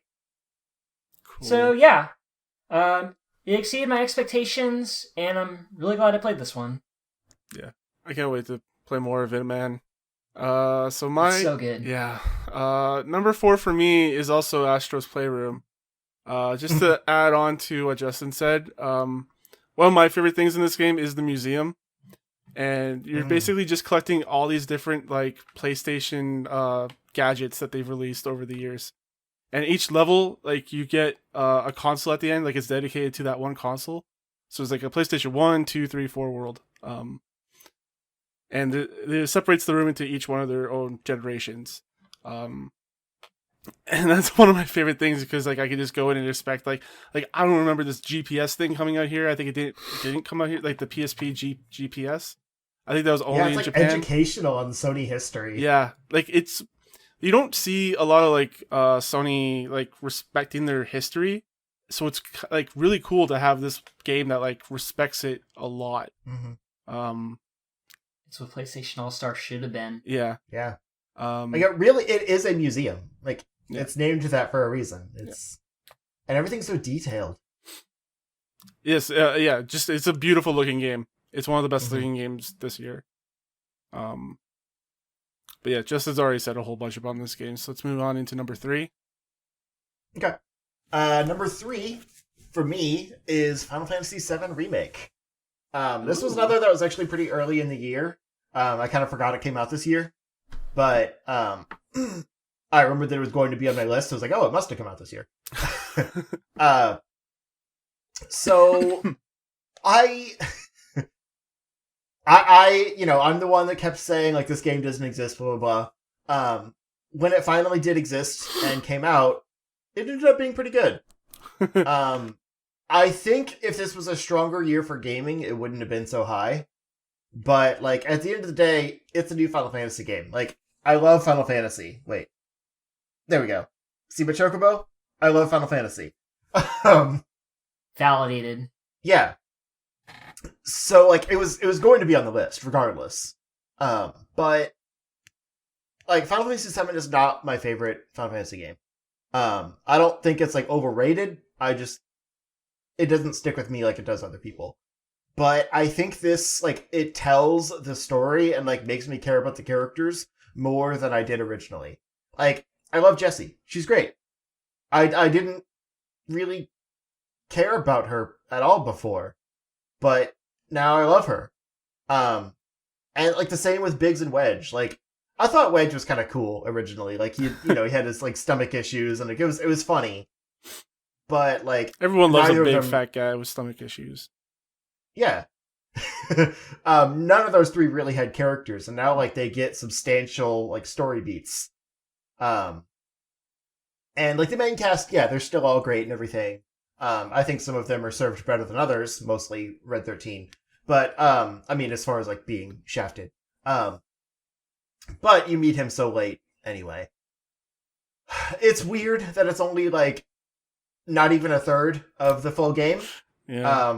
But like if you've never played Final Fantasy VII and you just check this out, like it's still a really solid, somewhat standalone 40-hour experience. There's a lot of references that you'll never you won't get. Like there's a lot. Harken back to But I mean, like, as far as, beginning to end, like, it leaves you wanting more, but at least it ends at a logical point. Like, there's plenty of other games where, like, the final cutscene is them all looking longingly at something better. Like, it's doing that, but we know there's more, so of course, we wonder. Although the actual, like, kind of not post-credits, but like the actual like ending credits cutscene thing is pretty weird. I won't spoil it, even though it's been almost a year, but whatever. Yeah, it's very good. Like, I haven't really touched the combat or anything because I don't really care about it. Like, it's fine. I mean, it's better than like Final Fantasy 15 and stuff, but the combat's kind of a means to an end. Like, I love the story and the characters and stuff, and I play through the fights because they get me to the next story beat. But that's kind of how most RPGs are anyway. Very few games, like, the combat is the main draw. But yeah, it's great. I assume it's also on your list. My number 3 game of the year is Doom Eternal. I did not expect this to be on my list for a number of reasons. Number one, I didn't own the console for it, and the Switch port was nowhere to be seen up until literally a month ago. Which, by the way, great job, Panic Button, on that fucking port. Good lord. Yeah. Port of the fucking generation, man. But I got this because it came out for Xbox Game Pass, right? A little around the same time I got my Xbox One. I don't regret purchasing my Xbox One. I love my machine. And I wasn't sure if I was going to like this game because those of you who have listened to the show before, I have a notorious problem with first-person shooter games where the camera just fucks with my head so much. The only exception being The Outer Worlds, this is the only game that did not cause me head nausea. But I powered through this game, even though multiple times I wanted to vomit, not from the gore, but more just for like the camera shaking. You want to talk about empowerment. You want to talk about feeling like a fucking badass. You want to talk about ripping and tearing until it's done. This game was awesome. It feels so good to run through arena and just, bam, you're dead. Chainsaw, bam, you're dead. Flamethrower, give me armor. Bam, you're dead. Glory kill, bam, you're dead. Switch to bazooka, bam, all you fuckers are dead. It is so arcadey. It is so good. It is so addicting. Even when I was getting my ass kicked, and God, those later sections are super punishing. But fuck, I felt like Arnold Schwarzenegger in Predator went over and over again. But I couldn't because it was like 2 a.m. at that point. God, they just did such a fucking id Software did an amazing job with the sequel. Like, I don't know, like, to me, like, I don't know how you evolve from this in terms of gameplay mechanic. But God, it was just so perfect. The only reason it's not a number 1, it honestly could have been number 1. It was number 1 for a while. They had to make the fucking Marauder a reoccurring fucking character. Yeah. That is the worst thing about this game. Or making bosses normal characters. Most of them are fine. Most of them I can deal with, and it's like, okay, come on, bitch, let's dance. But the Marauder slows everything down. It's the antithesis of Doom. Now, I will defend the first time fighting him because it's cool, it's lore to it, it's a neat moment. God, I swear to God, I wanted to break my controller when I saw that son of a bitch come out. I'm like, what are you doing here? Go away! And I would die multiple times to this son of a bitch because it's pretty much, you're waiting for him. And I hated that. But luckily, that's not most of the game. Most of the game is great arena shooting. Like Thomas said, lots of open areas to find crevices, find your route, as like to call it, and basically just running gun, chainsaw. And of course, I have to mention the soundtrack by Mick Gordon. Like, even though he apparently was not a fan of this edit, like he even famously said it on Twitter. Wow. He may not even score the next Doom game. Wow. God, I think the track is The Only Thing They Fear Is You, which is probably what you heard in the trailers. You want to talk about, like, I'm a person, who, like, music, fighting game music gets me pumped, and, like, there's a certain, obviously not just me, but, like, anybody, but, like, you hear a certain thing, and they knew when to play those musical cues, and you just go, let's go. It just doesn't make it because it just gets too punishing towards the end. Like, I feel like it's unfairly punishing. But luckily, change difficulty, so it's not. That's why it's not lower. But God, they fucking nailed it. They almost nailed it. It's 99% there. Just remove the Ramada. Just remove him. I will. Bethesda. Actually, no. I'm not gonna give him ideas. But fucking, I don't know how you top this in terms of gameplay, but that's why Doom Eternal number 3, Doom Eternal is my number 3 game of the year. I hope you guys are really feeling this one, because my number 3 is Xenoblade Chronicles, the Definitive Edition. Whoa. I was gonna say, which anime game is it this time? Yeah, I know, right? Yeah, the original Xenoblade Chronicles on the Wii is one of my favorite RPGs in the 2010s. And it made me sad that not a lot of people played it when it first came out because of it wasn't widely circularized over here in America. Enter the Definitive Edition, which is a remaster for the Switch that does much more than enhancing the graphical fidelity, i.e. pretty much just borrowing the Xenoblade Chronicles 2 graphic engine. But I digress. There's an auto-run mechanic that makes exploring the wide expansive areas much more manageable. There's a updated UI that makes things much more manageable and a little less cluttered. You can equip any clothing item that you want to how do I put it? To pretty much just equip all your shit. Without having to make it look mismatched. And for the longest time, this is something I've been wanting since the original. They added in waypoints for the side quests, so you don't have to wander around aimlessly trying to complete all of these side missions. And yeah, that's a huge change that I immediately noticed and was like, yes, finally. So yeah, the combat's still Xenoblade Chronicles. You manage your arts like you would in real time. Everyone's still talking. Just saying like, I'm really feeling it. Man, what a bunch of jokers! All the memes. I love the story, and the cast of characters that you recruit in the game are some of my favorite in any RPG. Like, there's not a single character in the party that I don't dislike. Which is a rarity, honestly, considering the next 2 games, which is a bit of a spoiler.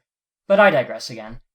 The newest thing that they add in for the Definitive Edition is there's a new epilogue that takes place at the end of the main campaign called, what's it called again? Yes. Future Connected, which features Shulk and Melia going on a new adventure on the Bionis Shoulder. It's honestly not that great, but I appreciate the effort of adding in a new story segment regardless. I would say that any re-release for this game, Definitive Edition is the best way to go. It's the definitive edition?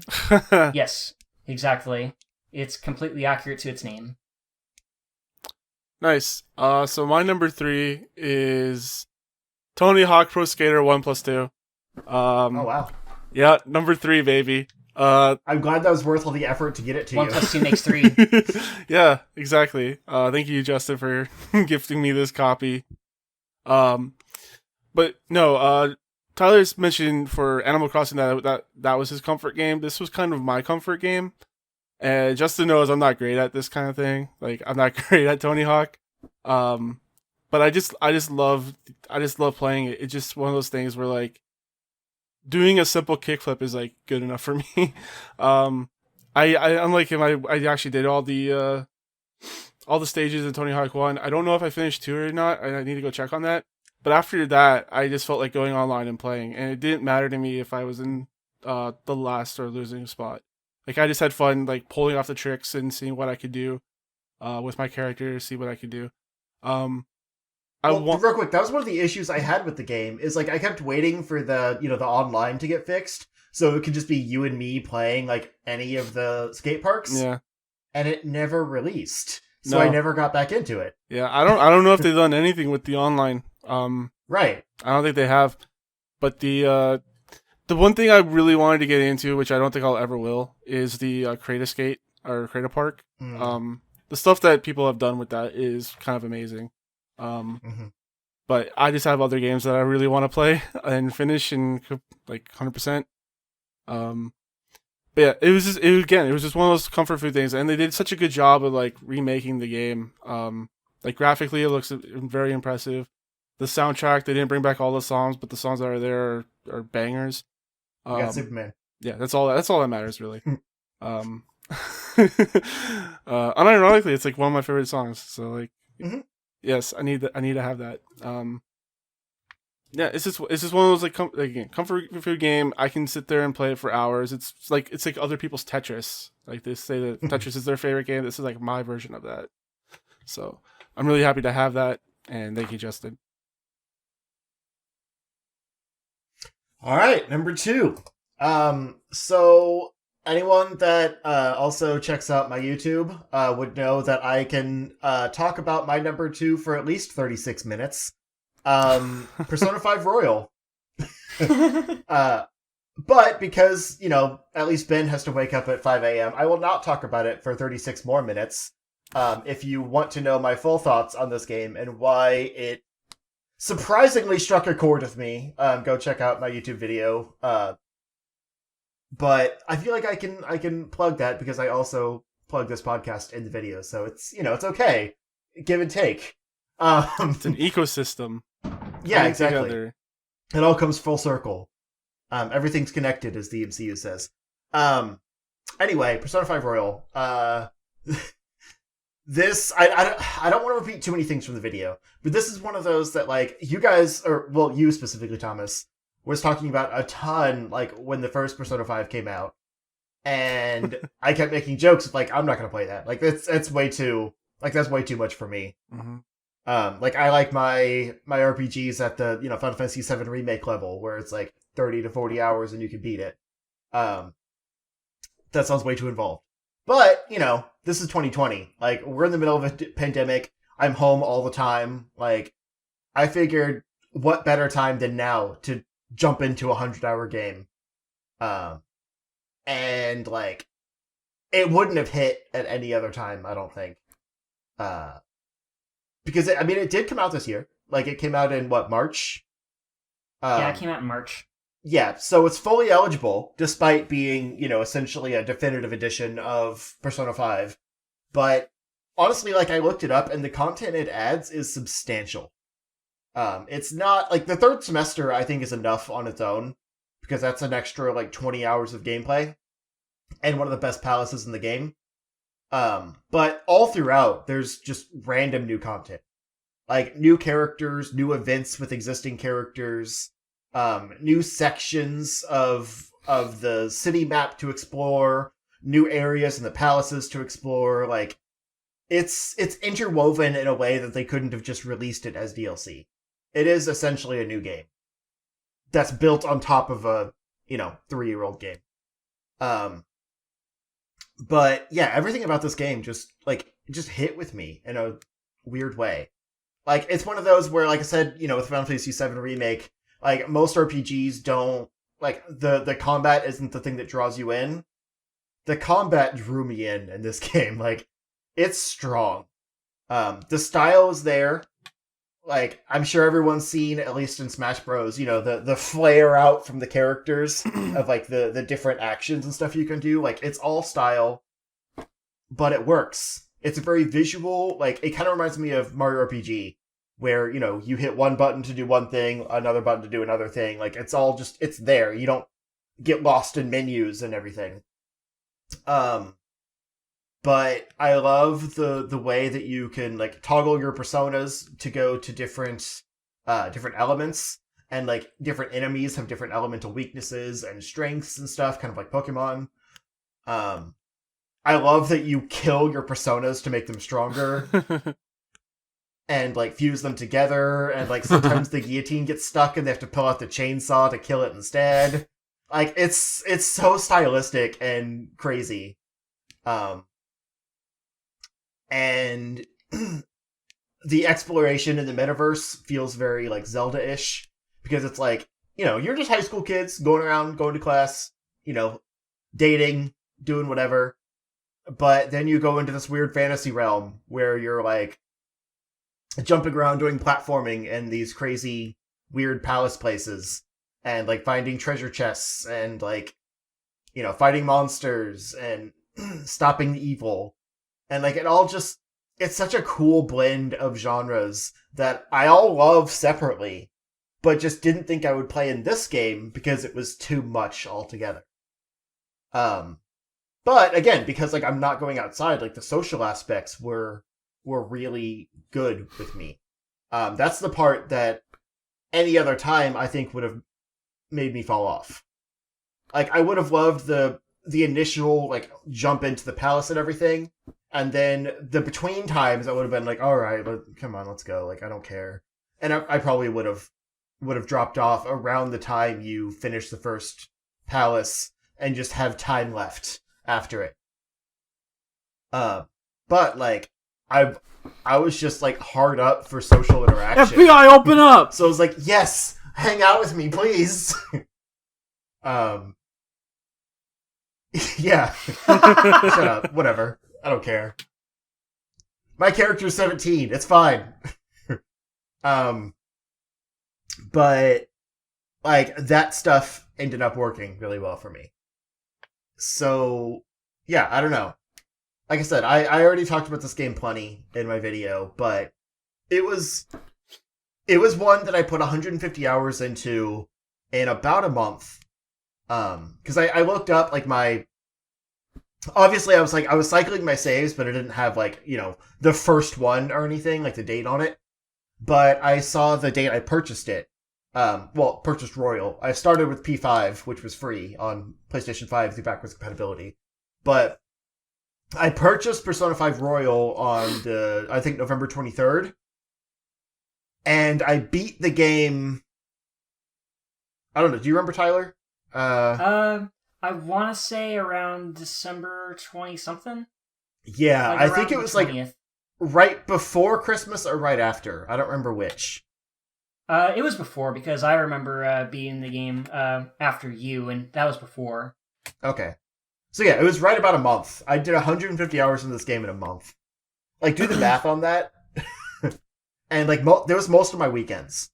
Like, nights and weekends were almost entirely that game. Other time was kind of spotty. Because I had other things I had to do. But, like, yeah, it was basically a full-time job for that month. If you think about that. So, anyway, that's all I got. Like I said, I don't want to spend too much time on it. But if you really want to know my thoughts, go watch the video. I agonized over this. I legit agonized over number 2 and 1. Because both are interchangeable. One was but at the end of the day, this is my pick.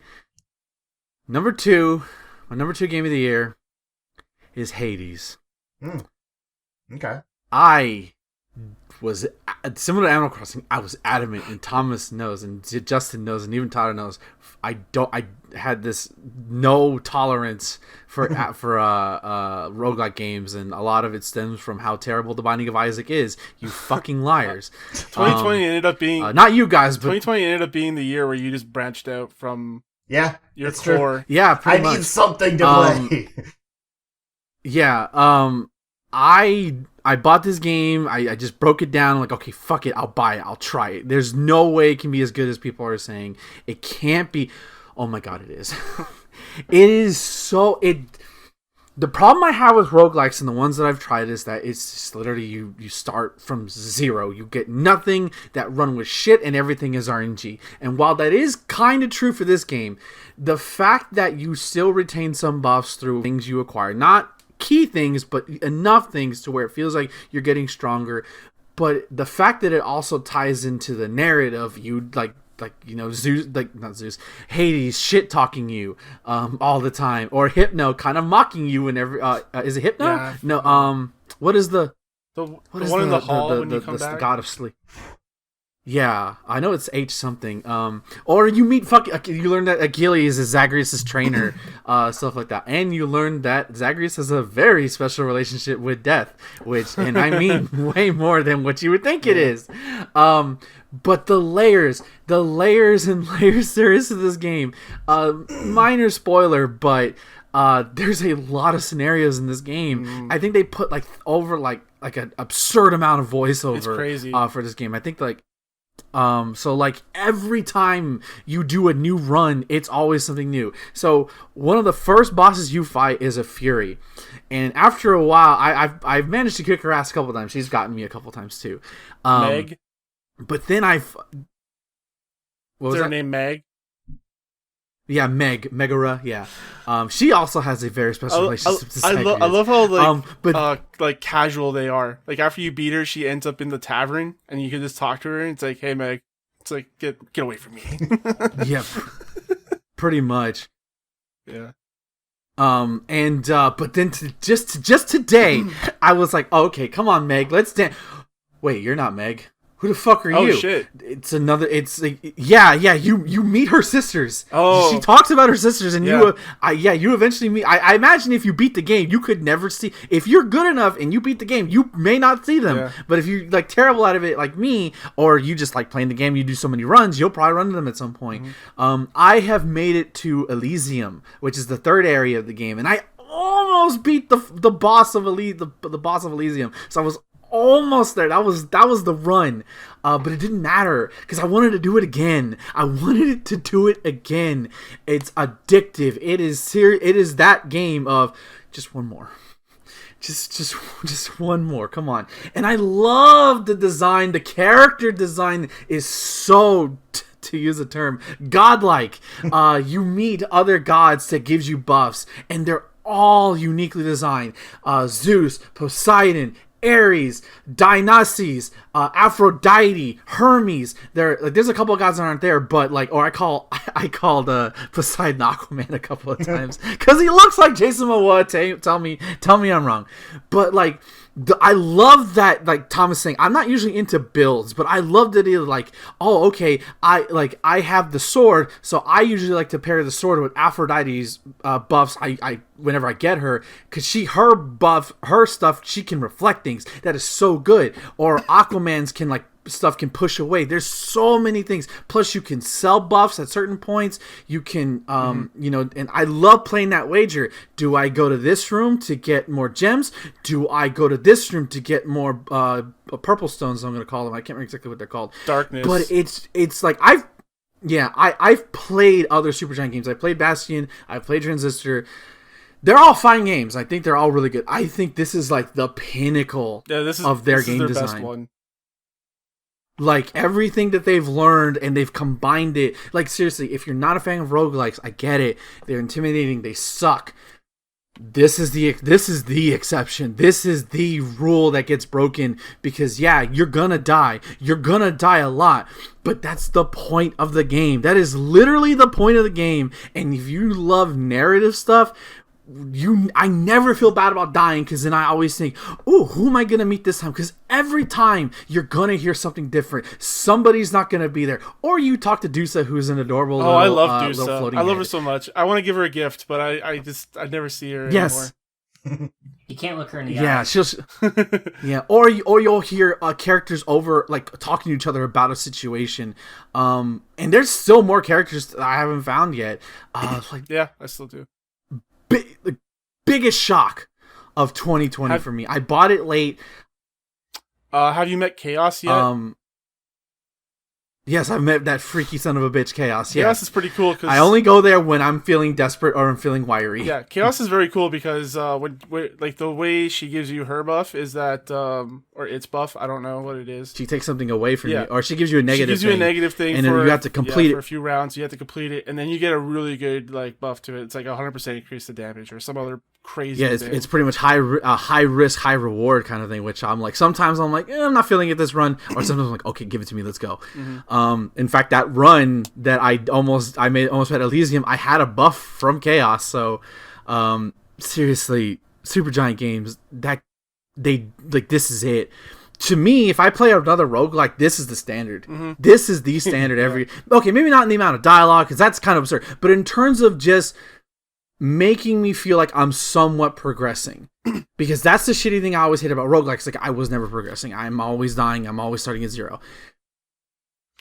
I never felt like I was doing that with this game. Another thing they did Whether really it was well in like the terms of progression is that you already mentioned the mirror on the wall where you can upgrade your actual abilities, but also like just the aesthetics like of the room itself. Yes. You could get stuff that like blood carpeting or like gold drapes or like stuff for your room where it's like an actual like useful thing, like telling you how many enemies you've killed and how many times you died, or giving you like the challenges for the game. So like getting to a certain point, right, and killing so many things, like you get an extra bonus to it. Get like killing with this weapon. Yeah. Oh my god! And the weapons are all so unique. And some of them I like better than others.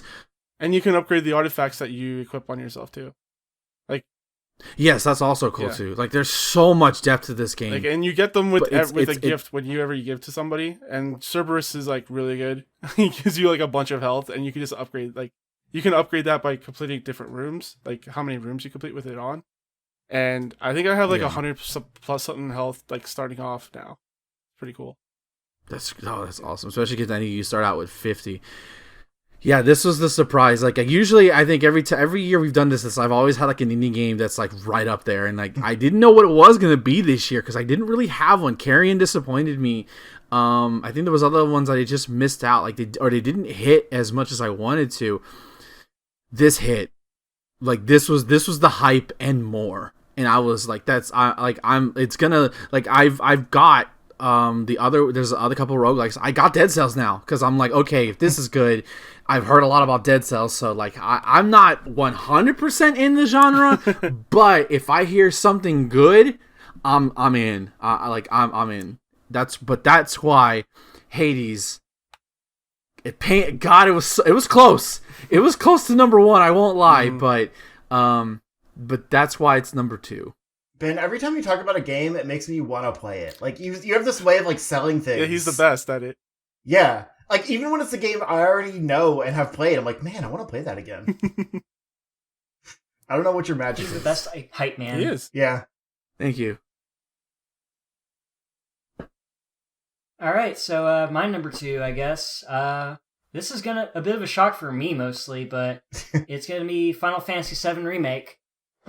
So FF7 was my very first Final Fantasy game, so I'm inclined to say it's my favorite in the series. Mine too. Followed by 10. Yep. It was my first, but it's not my favorite. That's fair. But yeah, the wait for this game, as you may know, was very agonizing, and there are a whole bunch of this game's not coming out memes, as Justin has mentioned before. And I was a bit of a doubter myself, but when the game finally came out, I was so hyped. And this game delivers and more. Like, it's basically just the whole Midgar section from the original Final Fantasy VII, which in the original was about 6 hours, give or take. But they expanded it in such a natural way that it can be completed in about the same time as any other game in the series, around 40 hours. But yeah, this is a really enjoyable 40 hours for me. Like, I love the characters, the new graphical fidelity. Midgar looks great. All the characters and NPCs look amazing. I love how all the existing characters are completely changed up and even amplified in some instances, specifically for Cloud and Aerith. The latter of which completely steals the show in many intervals. Yeah, Aerith is probably my favorite so far. It used to be Tifa, but now it's Aerith all the way. And her voice actor is so cute too. Yeah, and she was just streaming loves the game being too. Aerith. Yeah, that was adorable. Yeah. But yeah, unlike Justin, who didn't really care that much for the gameplay that much, I was actually all in for how the battle mechanics were handled here. Like, I love real-time combat ever since I played Kingdom Hearts as a kid, so this kind of catered to me a bit more. And I will agree that it is better than 15, mainly because of how the materia system integrates with the combat. Mm-hmm. Like, I love switching around all the different types of materia and just experimenting with different builds for all 4 characters. And just juggling dudes with magic spells and physical attacks is so cool. Like, I love that shit. Yeah, the only gripe I have with this game, honestly, is the side content just feels superfluous. Like, it's just only there mostly for padding. And I'm sure you can agree with that. And it's forced padding too. It's stuff like, you have to do this before you move on. Yeah, it is a genuine problem, but it's small potatoes compared to everything around it. Yeah. Like, I enjoyed this game a lot. Like, I took an entire week off of work just so I could play this game. So, yeah. I really enjoyed this game. Here's to part 2 coming out in at least 5 years. Who knows when that will happen, though. Yeah. At the end of PS5's life cycle. Yeah, right. Yeah, so no surprise here, but Final Fantasy VII Remake is also my number 2. And the look on my face when I looked up and saw the plates, like, this game put into perspective so much of what Final Fantasy VII, the original, could not do. I definitely like this more than the original Final Fantasy VII. Yeah. I'll say that. Yeah. What else was it? One of my favorite parts of the game is like you actually it changes up the game where there's more to it than it was in the original.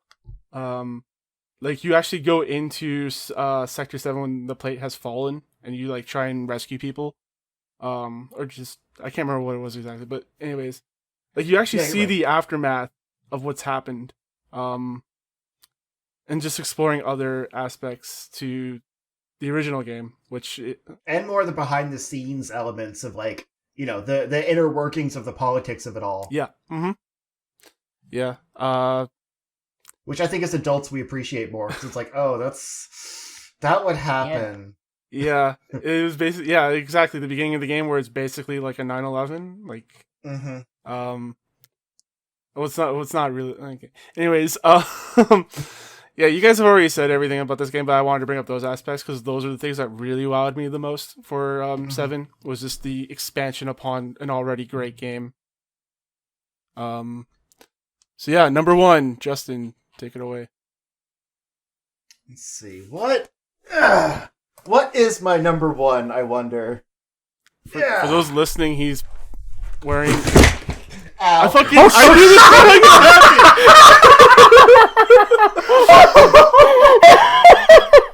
Are you okay, Justin, dude? are you okay? I'm fine. I knew this was going to happen as soon as he started doing that. I was like, he's going to fall. Oh He's going to fall. That wasn't worth the bit. If you're in chat, clip that shit. Oh, man. Hold on, I gotta get up. Yeah. Oh my. So for those listening, Justin was leaning back showing his like Spider-Man pajamas, and he just fucking fell. He just fell backwards. It actually did hurt quite a bit. Yeah, I assume. Ow. I'm glad this chair has a backing and that there's a futon behind me. Yeah, you're lucky, man. Oh, all right. But I didn't lose my headphones. Lowe's in either. the chat, by the way, and he's just laughing his ass off. Of course he is. Hello. So yeah, Anyway, number one with a bullet is Spider-Man Miles Morales. Surprising no one, I'm sure. Everything you said about it is, well, most things you said about it are right. It's short. The pacing is kind of weird, but I loved every minute of it. Like, it's one of those games where it was about probably 8 to 10 hours to complete. Like, story-wise, I did the side quests and everything, but I didn't, like, 100% it. Like, I didn't get the platinum or anything in the first try. But as soon as I beat it, I wanted to jump back in.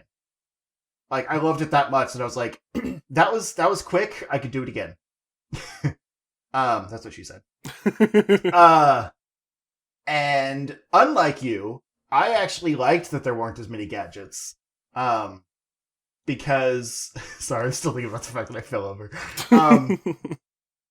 Because like I felt like the combat was actually more dynamic. I didn't really play around with gadgets that much in the first game. They all felt kind of samey to me. It's like, do you want a regular web shooter? Do you want a web bomb? Do you want this other web that's kind of like the same thing, but has a bit of a different impact effect? Like, this one, you have your web shooter gadget, and then you have 3 other gadgets that are actually, like, very different from each other, and feel kind of, like, unique compared to Peter's gadgets. And to mix that up, you also have your electricity abilities, and your camouflage really abilities. Yeah. And, like, all of that stuff makes Miles a more dynamic fighter, because it's not just, webs and mostly web-based gadgets. Like, you can, swoop into a fray, do a crazy, like, electric AoE attack, camouflage yourself, and dart back out to take everyone out stealth. And, like, because the problem I had with the first game is there was a lot of, like, stealth combat challenges where if you goof and get seen, like, it's over. It's just a combat challenge then. With this one, it's like you can jump in, attack some folks, and then jump back out and hide. And especially, like, getting the platinum, it helped a lot because there was some things where you have to, like, do a stealth takedown from the wall, do stealth takedowns from the ceiling, I think there was another one, but I had already completed it. And so, like, grinding those out, like, as soon as you're seen, it's over, like, would be so annoying. But when you can, do a few wall takedowns, and then if you're seen, just kind of go in hiding for a bit and then come back out, then continue doing your platinum. Like, it's great. So, like, I found myself actually playing around with the gadgets a lot more because there's less of them. I could just, I think the first one, like, the radial got to me. Like, it felt overwhelming, kind of scrolling around the 8-way gadget wheel. Whereas in this one, like, because there's only 4, I, like, drop down to a direction, play with that one for a bit, do some electric stuff, swap over to another one, play around. Like, they were more situational rather than, like, and the first one, it made me mad because, like, I would always want to be on I think the impact bomb, or whatever it was called, that, like, webs them against a wall immediately. I always wanted to be on that one. Like, I didn't care about any of the others. And every time it would, like, reset a combat encounter, it would switch me back to just the regular web shooters, and I wouldn't realize it at first. So, like, I would try to, do some kind of cool thing, and it would just, like, just hit him with a little web. Whereas, like, this one, I didn't feel... Like, I felt like I had more ability outside of just the gadgets. So, like, I didn't really care about that as much. But it was a tighter... Sorry, I spent way too much time on one thing. We knew this was coming. I know. It was... I have a concussion. Leave me alone. Oh, God. It was a tighter experience. It didn't have all of the, like, the fluff stuff. Like, each crime in each district you only have to do once. You can do those as many times as you want, but, like, for completion, you only have to do them once, like, with all of the objectives completed to, like, get completion of that thing. So, like, 100% completing the game, for example, I wouldn't say it's easier, but like it's less obnoxious. And I think the side quests are a lot more interesting. Like they're intrinsically tied to like Miles wanting to make himself known in Harlem, and like the whole ending kind of like, again without spoilers, like diving into the idea of like Miles is Harlem's Spider-Man. Like those side quests make that feel it makes that impact more in the end, because like the town's coming together for someone that's like helped all of them. Whereas like the first one, the side quests just kind of felt like things to fill time for the most part. So I don't know. I like I've seen developer interviews and stuff saying that they actually enjoyed making this game more because they could tell like a more compact story, and like because it was on a smaller budget, smaller timetable, things like that, they had to cut out that extra stuff that was just time filler. So it allowed them to kind of narrow their focus on just the things they wanted to do and polish all of those things more. And I liked that. That's all. I'm gonna go get an ice pack. All right, Not really. take care of I want to hear yourself. the rest of these. I'm fine. So here we are. What is my game of the year? I want to give a quick shout out because I didn't put it on this list because it technically came out last year and just per my rules it didn't count. But shout outs to The Outer Worlds, because it's the only FPS that I can play without causing head notches, and it was an amazing game. That's all I'll say. But my game of the year, to no surprise, well maybe it's a surprise but is Streets of Rage 4. I have been wanting to play this game for so long. Streets of Rage 2, not so much 3, but Streets of Rage 2 is one of the best beat 'em ups of all time. It's better than Final Fight. You can as much as I love Capcom, Streets of Rage just beats it in every single fashion, especially at the home market, home console at least. And I remember when this game first, and the reason why this is number one over Hades is because I didn't know what to expect with Hades, versus my expectations for Streets of Rage 4 were through the roof. I expected, like, especially with the quality of what was on Streets of Rage 2, even though that was a Genesis game in 1991 or 92, something like that. It was 91. 91. Okay, thank you. And in being teased for like I think almost a year and a half, 2 years of like trailers. I'm like, is it gonna come out? Is it gonna come out? Is it gonna be good? Is it gonna be good? And .emu Guard Crush Games, they fucking nailed it. It was just Streets of Rage again. It's like it never left. Axel was a little bit older. Blaze still hot as ever. Adam is back. It's pure, like, it's simple. You press one button and you do a combo. You got a special. That's it. But they expanded the combo system where you can juggle people now. God, that feels so good to do. So they good. did the best thing you could do in a beat 'em up, in old school beat 'em ups. For those who didn't play them when they were growing up, if you use the special move, you would cost your life. Now in this game, it still costs you your life, but like in a Marvel vs. Capcom style, you'll have a shading of green. So if you just keep punching, you're gonna gain it back. So it's that high risk, high reward kind of mentality. So you're not spamming it all the time, but you can use it more often, granting visual flair. Gameplay wise, it feels so good. Like I said, me and Thomas played it together. I've played it at least 20. I've beaten this game at least 30 times just running through the story mode or running through arcade. It's so good. The new music is like bellissimo. It's perfection. It's exactly what Streets of Rage would sound like in the modern era, whether it's the original composer or the new composer. It's all perfection. But hey, maybe that's not your thing. You can play with the retro soundtrack for free. It's just there, the click of a toggle of a switch. It's right there, and it's so good. And then the absolute bonus is that they included these sprites for the original Streets of Rage 1 through 3. So if you wanted to play Axel from Streets of Rage 1, you can. And you may ask yourself, well, why would I want to play Streets of Rage 2 Axel versus Streets of Rage 1 Axel? Their moves are different. Their supers are different. The Streets of Rage characters get dashes. There's a benefit to coming back and playing this game because as you play the game, you accumulate more score and you unlock new character. You unlock the older sprites. And that is so cool. I'm so close to unlocking everybody. I'm like in the latter half of the Streets of Rage 3 characters. And this is going to go on my list of perfect games. And for those of you who may be new to this, a perfect game isn't something that's not without flaws, even though I can't find one in this game, so this might quantify. I did list me a flaw and I'll counteract it, but I don't think you can.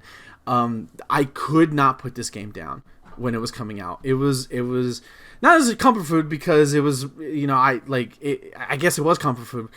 Like, it just felt I could pick it up whenever. I can play it whenever, and that's why I got it for my Switch, because I can play it wherever. Maybe I didn't feel like playing this particular game. Oh, let's just load up Streets of Rage. Let's just do a run right now. And to me, it shows that, yeah, the game's only 4 hours long. It doesn't matter. It's an awesome 4 hours. And it just feels good to know that even though Sega themselves didn't make it, that their IPs are not forgotten, that it still resonates even though it's been 25 years since the last release, and that you could say, yeah, this is never getting another sequel. And for the longest time, there was Streets of Rage 4. That was Streets of Rage for the longest time. And look at that, we got a new game. That's beautiful. That's amazing. It is the love letter to the series. If you never played Streets of Rage 4, Streets of Rage, this is it right here. But that is why it's my game of the year, because it's a return to form, and it shattered all my expectations. I will say, Ben, in every imaginable way. You're getting a lot of support in the chat right now, so oh shit, people are in agreement. So yeah, Alright, there you go. That's like it's an unconventional in a year with the Dooms and the Final Fantasies and all these other games. No other game was special to me as Streets of Rage 4. So there you go. All right, so my number one game of the year, Kingdom Hearts Melody Memory. Wait, that's not my number one. Get the fuck out of here. No, my actual number one is Persona 5 Royal. Yeah. So I honestly thought Final Fantasy VII was going to be my number one before I picked this game up by the end of March. I actually played it right after I beat Final Fantasy VII, and once it got its hooks into me, I just couldn't put it down. Like, the story, the characters, the battle system, the life simulator, and the dungeon crawling are all blended together so well that it makes it one of the most special gaming experiences I've ever had. Like, I put myself in the perspective of the main character, who, for all intents and purposes, we'll just call Joker. He's basically a high school student that gets convicted for a crime that he did not commit. And he's sent to a completely different city in a new school where everyone pretty much treats him like human trash.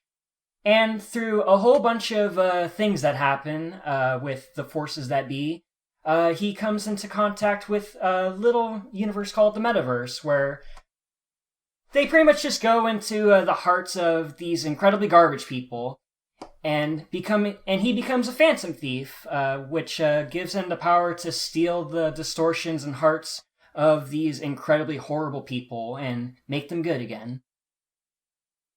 And putting myself in that situation where you're pretty much the underdog in a completely different setting, just forced to make new friends and new relationships through these unforeseen circumstances, really resonates with me. Yeah, almost every character in this game is incredibly complex and interesting. Like, my favorites being Ryuji, one of the first friends you make in the game. Like, his backstory is probably the one that sticks with me the most. Like, I have trouble, I'm a very antisocial person. I always have trouble making friends, but going into this game, having a all of these people confide their problems to me, and solving all their problems with the powers of Satan. Yeah, that's all really good stuff. I really enjoyed that. And as Justin may have mentioned, I don't think he mentioned it here, but in his video, Royal adds in a completely new third semester, which is pretty much a new dungeon with some, and a few new characters as well. One of them being Kasumi, which is one of my favorites. I absolutely adore her.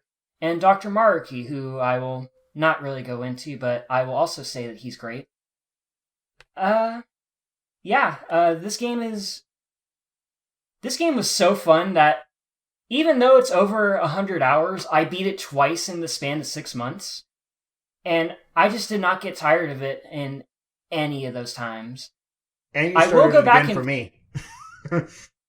Yeah, I played, my second playthrough was in tandem with Justin's first playthrough, and we were experiencing that together, so that was cool. I really enjoyed that aspect as well. No, I meant you started it again to get me some footage. Yeah. Yeah. No, that was a third playthrough right, for New Game Plus. Yeah. So yeah, I'll definitely go through New Game Plus and go for all the challenge battles, maybe do all the DLC challenges as well. This game single-handedly made me a fan of the Persona series. In fact, you could say that I believe. And who knows, in the future I might try out the new Shin Megami Tensei whenever that comes out. And I'm also willing to give the older Persona games a chance as well. Specifically 3 and 4, because those are the only other Persona games that exist, apparently. So, or I might just play through this one again. Who knows? We'll see. 2 and 1 are One completely is on the different. They don't have PlayStation the sim life aspect to it. Yeah. Which is, for me personally, is a big deal. Like, that's the best part. They're also like Yeah. strategy RPGs, aren't they? Yeah, they're like turn-based strategy, tile. Yeah. Kind of weird. Yeah. I will say that Royal doesn't make Yusuke a better character, unfortunately. He's still sus. You still can't date him. Yeah, which is weird, because he horny. But Oh, yeah. he's so bland and uninteresting. I don't know why. He's a blank canvas, if you will. never I gets see what you painted. did there. Haha. So my number 1 is no surprise, but it is Ghost of Tsushima. Ever since I was a little kid, I loved samurais, and I don't think I've ever played a real good quality samurai game. Like the way the samurai games like were around, but they were not to the quality of what this is. So you start off as like the Mongols are invading Japan. Tsushima is the first line of defense, basically. It's the first island that they invade. And I actually went back and read a little bit of history.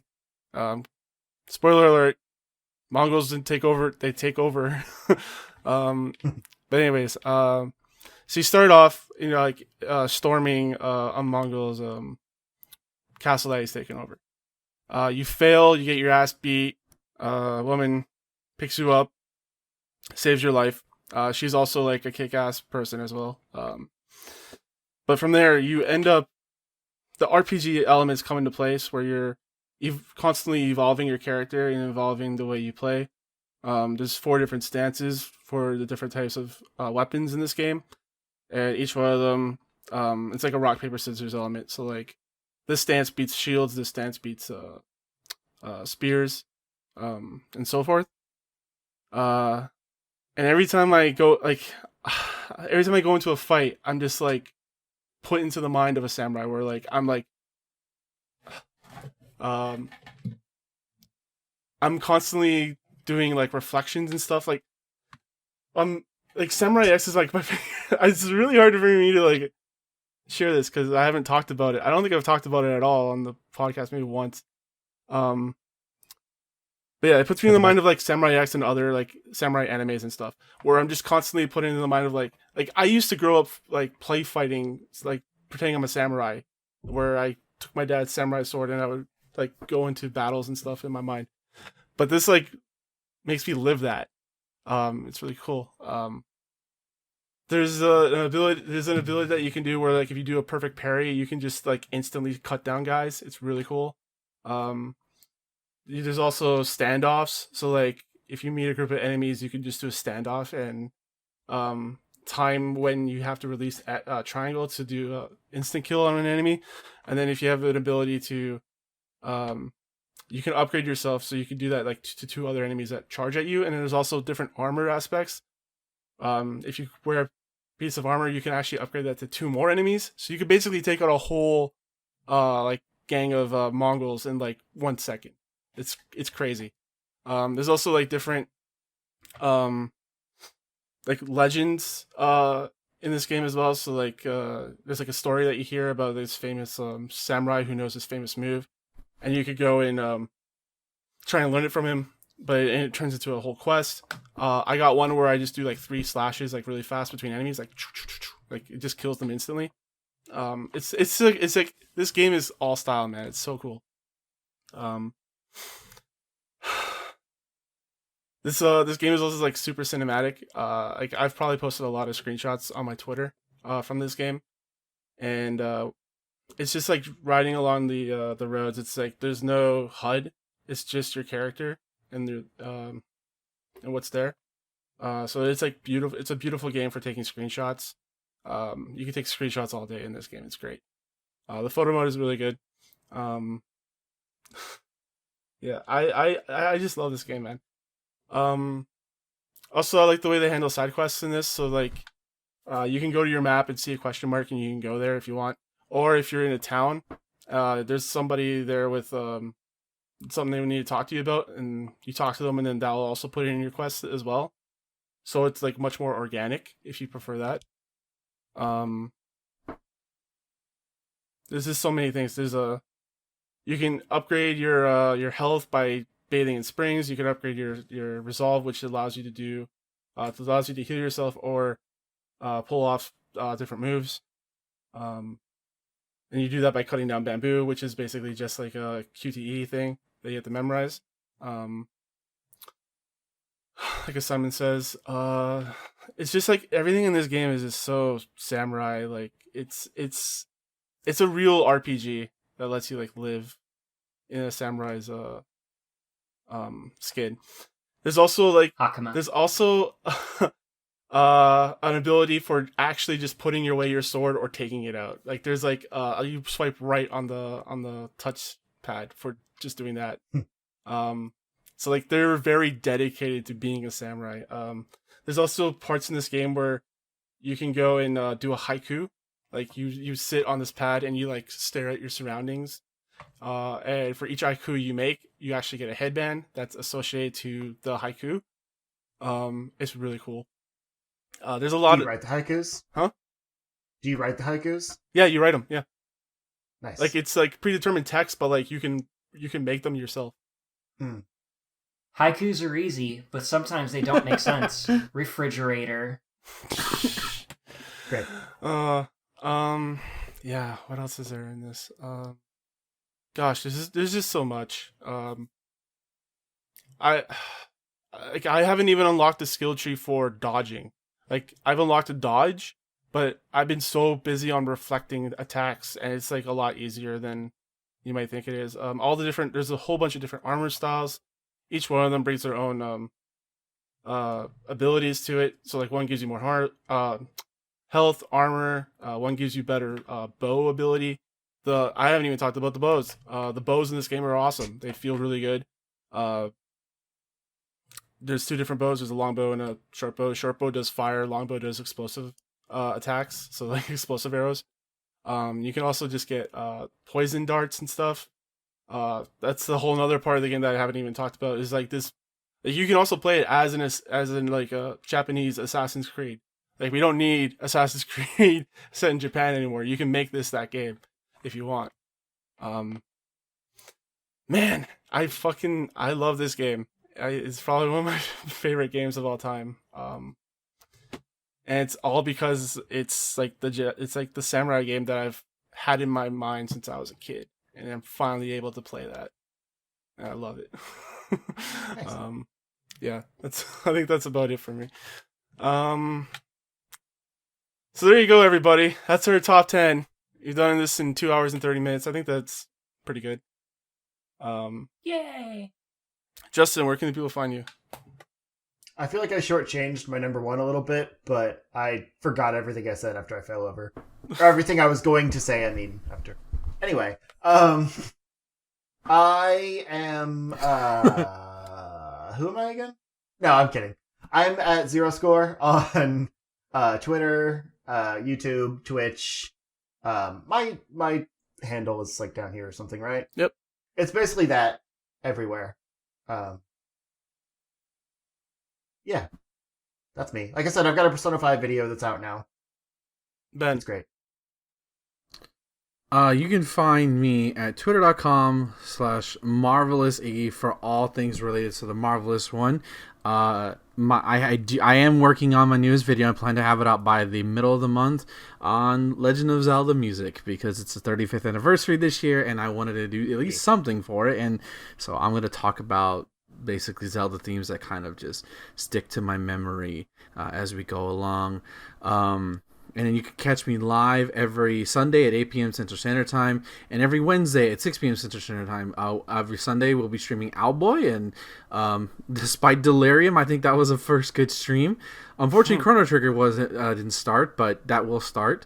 But look forward to that. And then, of course, I do Atomic Shot with that genius right there. I don't know where he's positioned on the on the screen, but we do Atomic Shot. We've been doing Atomic Shot since March, no, in the summer of last year. Something like that. It was around June. Yeah, June. We just recorded our first episode from break, which is Godzilla 2000. So if you're looking forward to that, Atomic Shock is officially back. But if maybe you haven't listened to Atomic Shock before, you have the entire Showa era and the Heisei era and a watch along that Justin joined us for in Godzilla 1988. So a lot of content there for you already. But if you want to just join us The up best for Godzilla movie, some might say. If you just want to join us for starting with the Millennium Era, you're more than welcome to. By the time this comes out, Godzilla 2000 will be out, and and Tyler and I already are making plans for what we're gonna do after Atomic Shot.